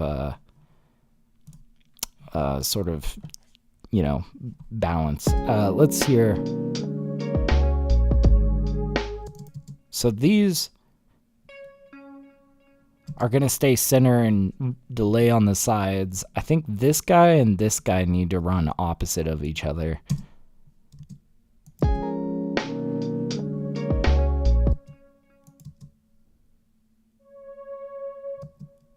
Okay.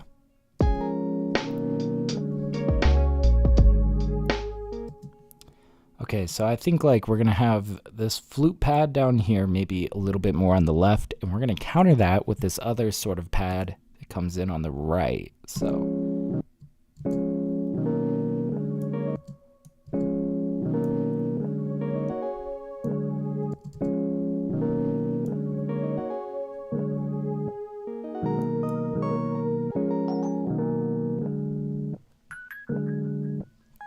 and that's gonna stay center. Now, what do we have here? We're gonna compress even harder on this.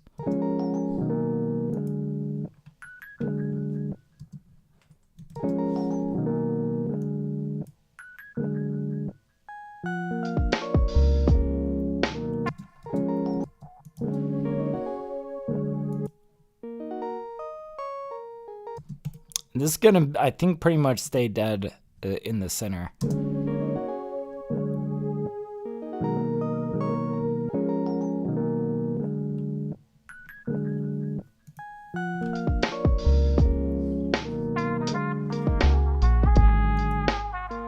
Okay, key bass. Let's pull out a compressor. We're gonna make this fatter. These notes are just gonna be a little bit extra fat. And then we're going to turn it down a little bit. You know, it is a little overwhelming in this low end.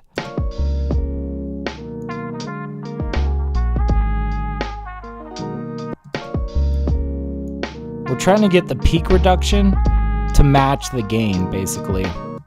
So this needle, we're trying to get it to hit that -3. if we've done that, then we're kind of normalizing the loudness, right? It should be relatively the same volume as it was beforehand.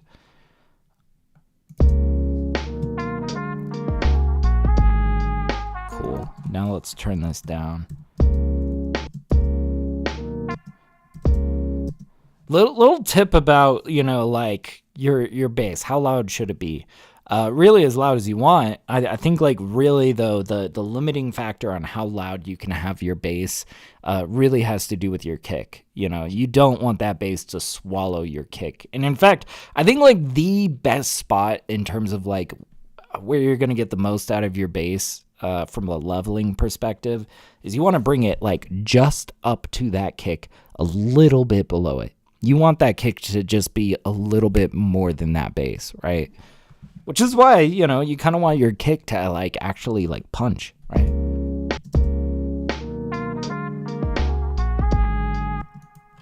Let's turn our volume down so we can really hear.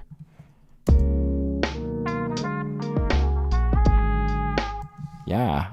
What's nice too is that that kick is a little bit more mid-range. This bass is very subby, so they fit together well.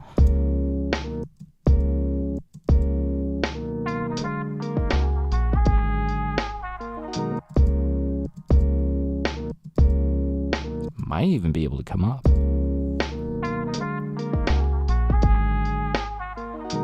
Ah, down.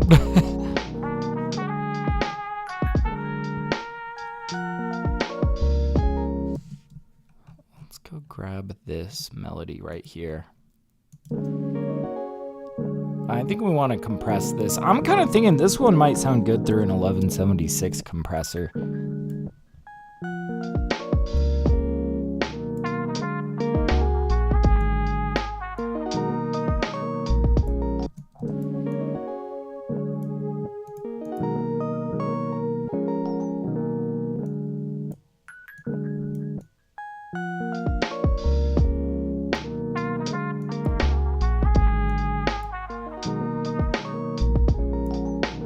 Okay.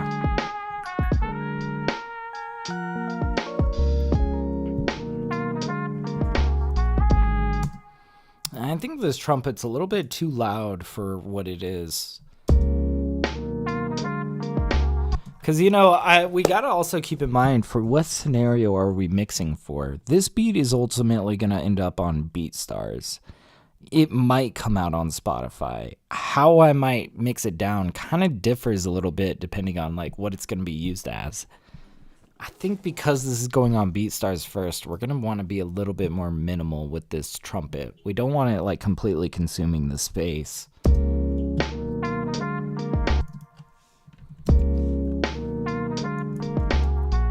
Let's get our EQ.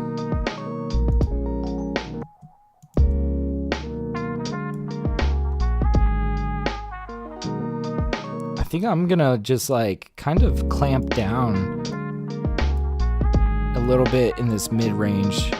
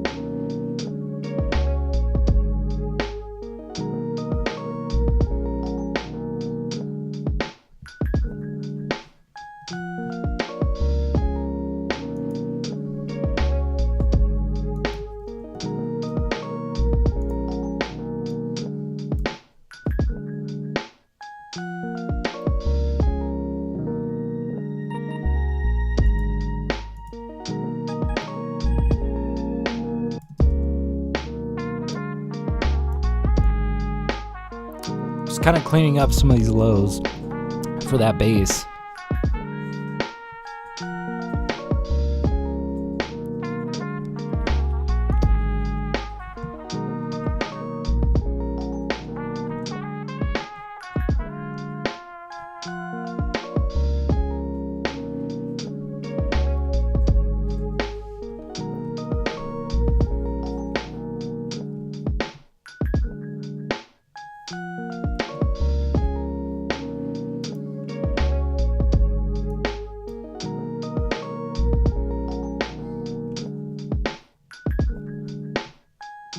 God, I really like the sound of these drums. These are like very, very tight.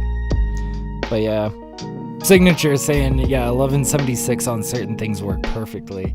Absolutely, like on this whirly, I think it sounds really great.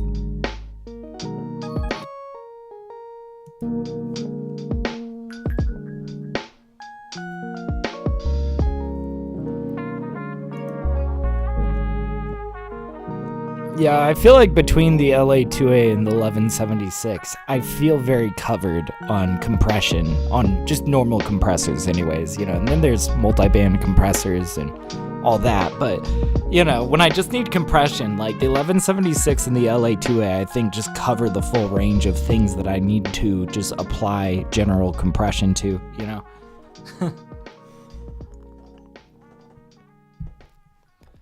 All right.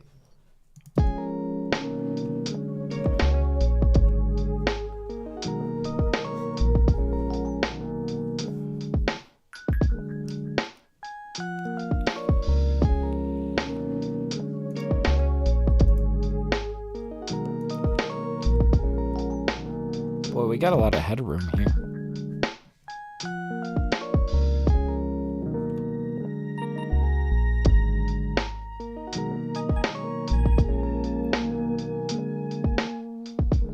In fact, I'm thinking like, let's take, I like the bass and the drums where they're at, but I kind of want to just take everything else up by 1 dB, just 1 dB.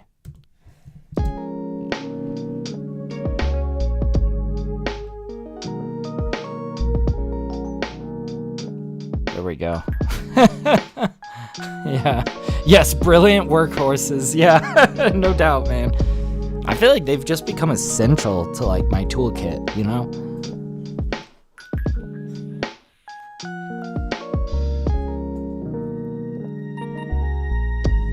Okay, now we gotta focus on this section. The first thing that sticks out to me is that organ.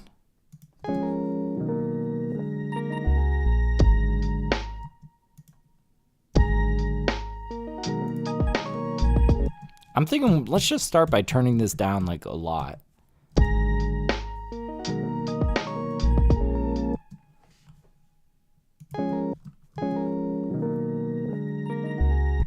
Let's try an 1176 on this because, I don't know, I feel like the 1176 is a little bit more aggressive and tight in how it compresses. The LA2A is a little bit more slower and warmer in how it compresses. This might be, you know, an instance where we need that 1176.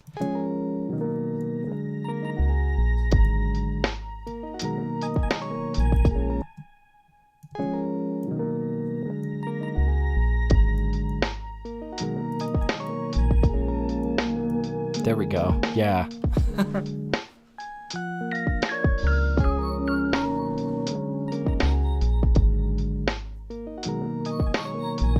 Okay, a few things that I'm noticing right here. I like the placement of this organ and how it counters. Because this is oscillating, but it's mostly in the right ear where we hear it. So then everything else, we got to figure out spatially how they fit in this little puzzle of different sounds.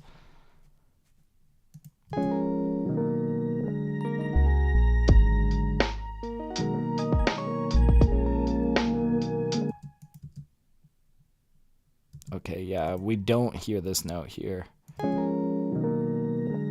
We make sure that that's intentional, though.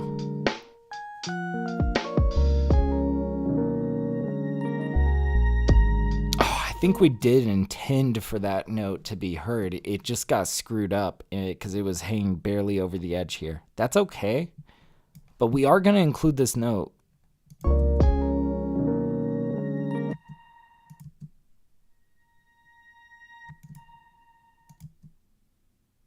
Oops.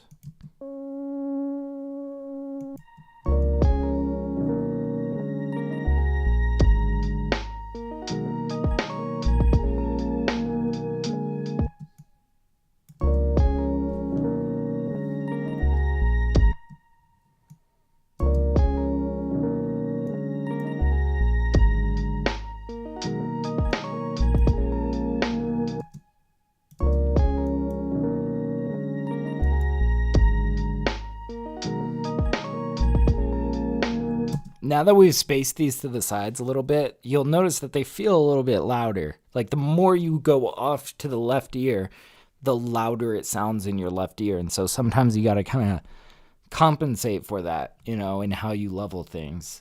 So I think that these two guys that I just spaced out to like the mid left and the mid right, we might kind of bring them down a little bit.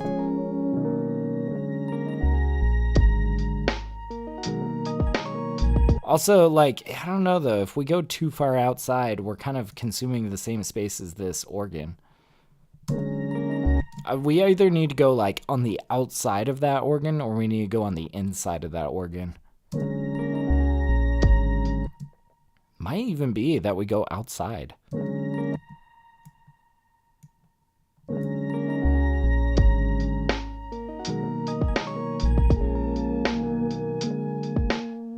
I don't know, that's almost too extreme.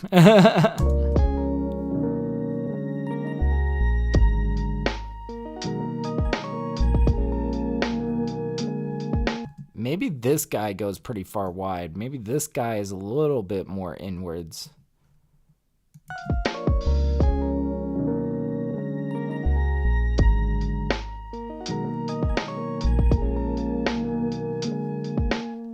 We could also swap. Let's try swapping these guys.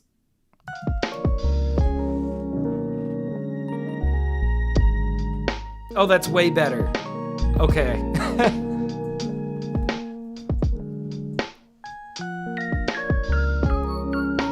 Okay, this guy is like way too loud and in our face.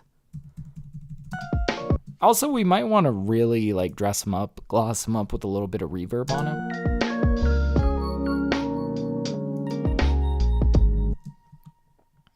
Actually, I don't want to muddy this space too much. We got a lot going on here. Oh, I got kind of an idea though. Search spring. Audio. Reverb. Amazing stereo spring. That might be what we're looking for. Let's see it.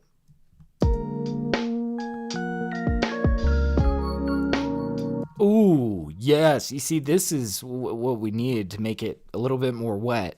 You know, it was feeling very dry there.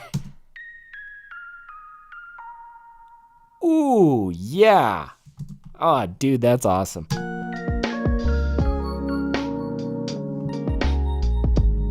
Woo!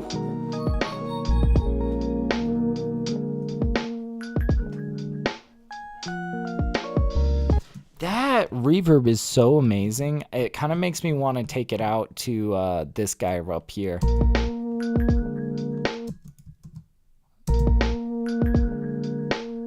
Ooh, yes. Dude, that reverb is so transformative. Oh man, but we got to go hear the other spots in this track where that is and just make sure that this fits and gels and sounds cohesive.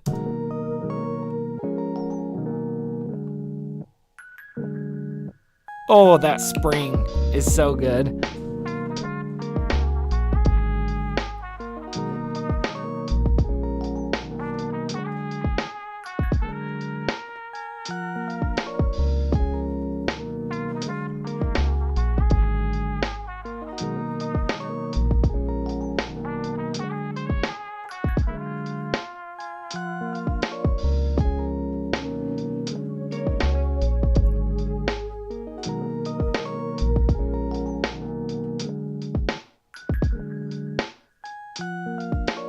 Right there, you really hear it on those high notes.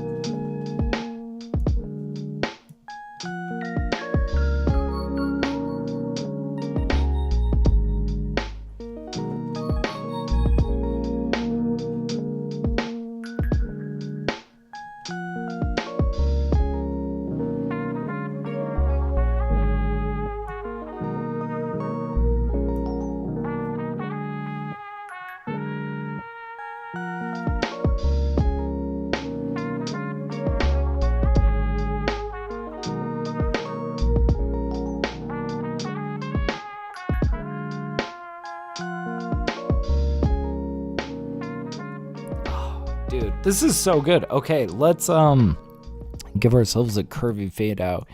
And then I think it's time to start experimenting with compression on the master and seeing what that's going to sound like. I predict that this track might sound really vibrant and cool if we actually squeeze pretty hard on that master compressor, you know. Compressor? I hardly know. Sorry, stupid. Oh, man. Okay, so let's bring it back. Let's go Shadow Hill Master Compressor. Surprise, surprise. Bet you guys didn't see that one coming. Boom, here we go. All right, and let's just ease our way into this and side chain. Get our thresholds up there.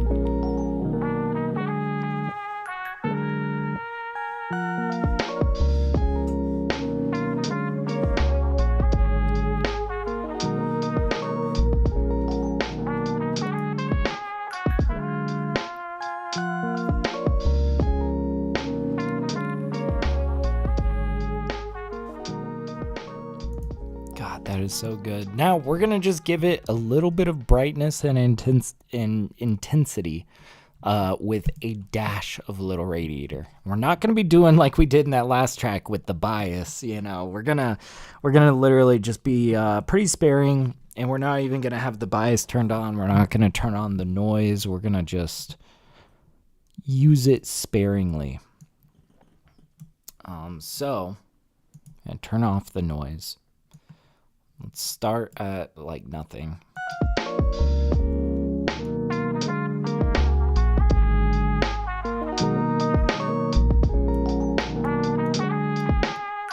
Turn up the heat like a little bit.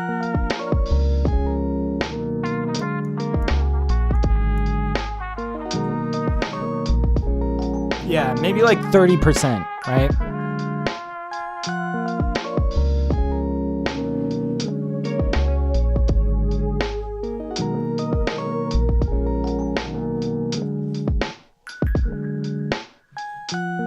Okay, let's get a max peak value.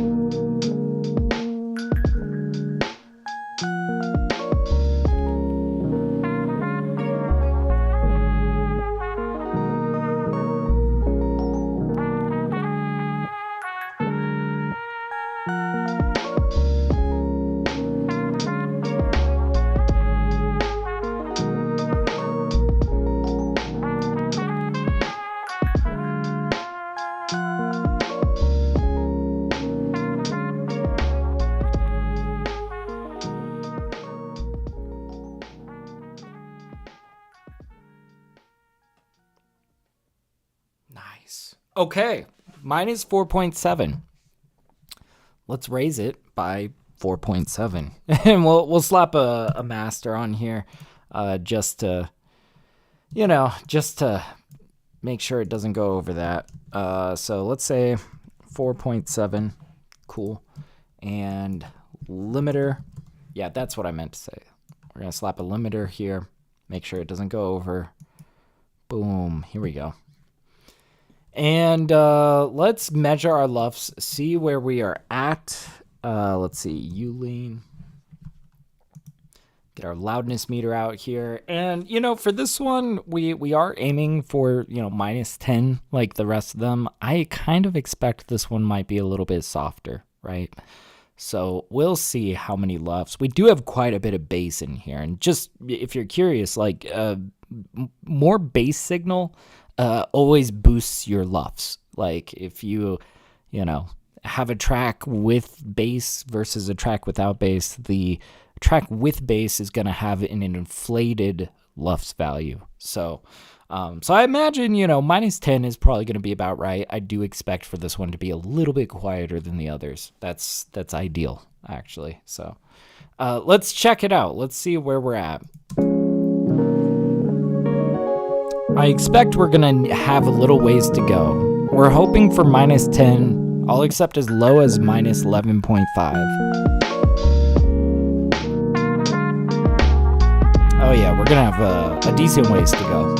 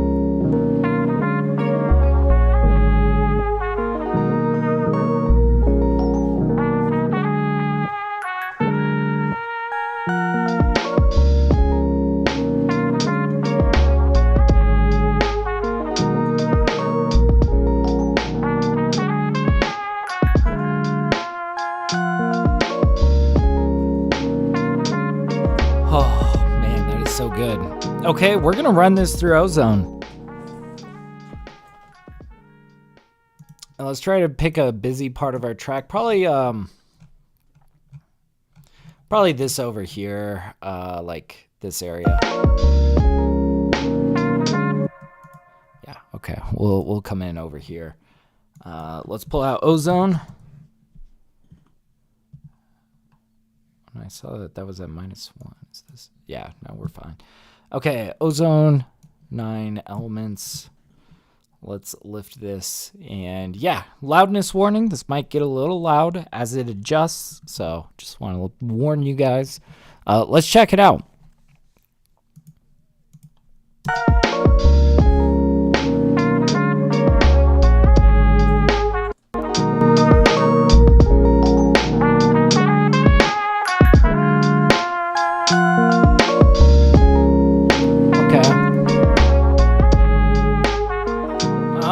Interesting. I see.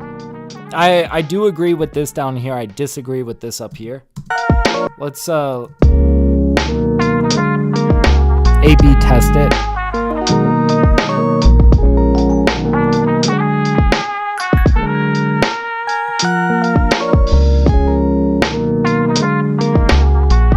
I'm gonna pull this back and bring it down a bit.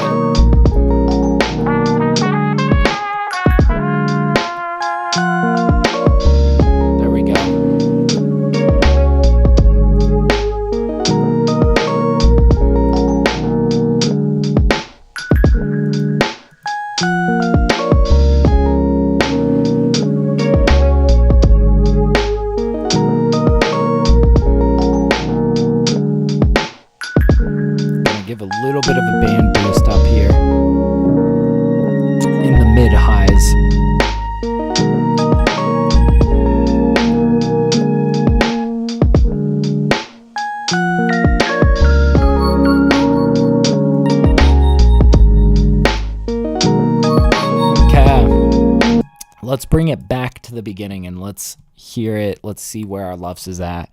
And we might still continue to adjust things if anything is sticking out to us a little oddly.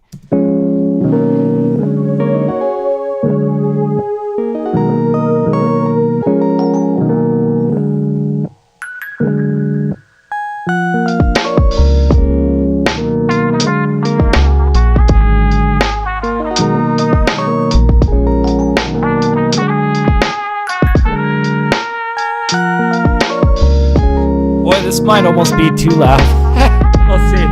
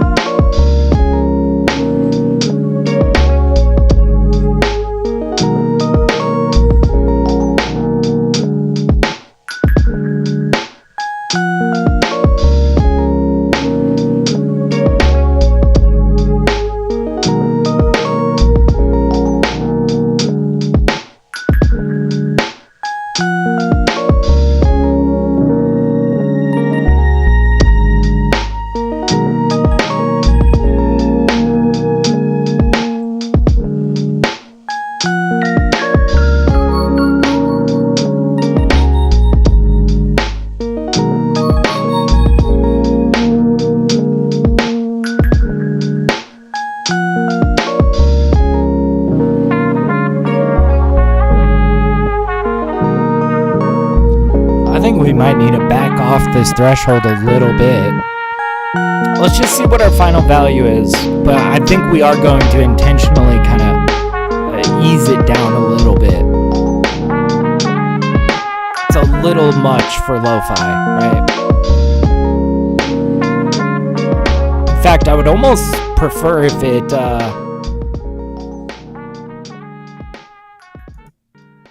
yeah, we need to turn True Peak on as well. Okay, we're going to turn True Peak on, and we're going to bring this up to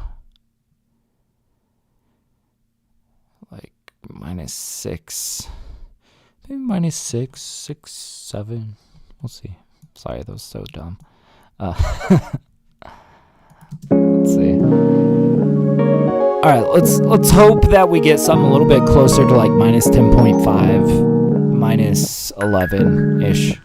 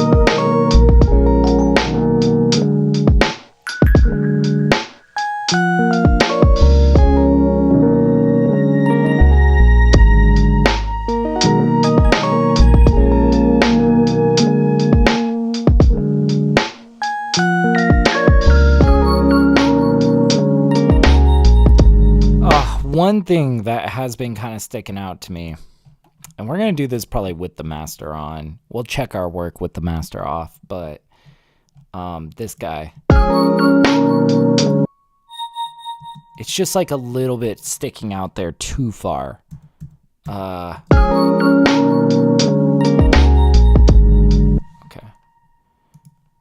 Let's turn our master off for a second. We're going to go ahead and group this. I always group my master so I can flick it on and off easily. We're going to turn this off and...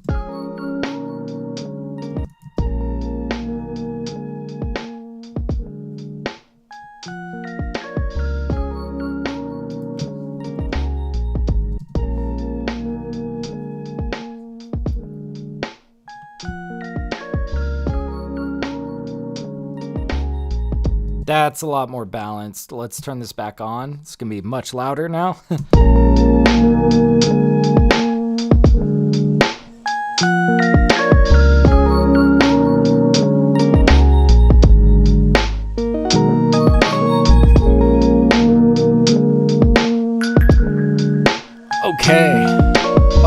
perfect. Okay, now let's run it back one more time. I know, guys. I'm not getting tired of hearing this song, though. I love this track. It's such a vibe. All right, let's hear it. Let's get our final LUFS value and see if we've hit it. We're aiming for about minus 10.5.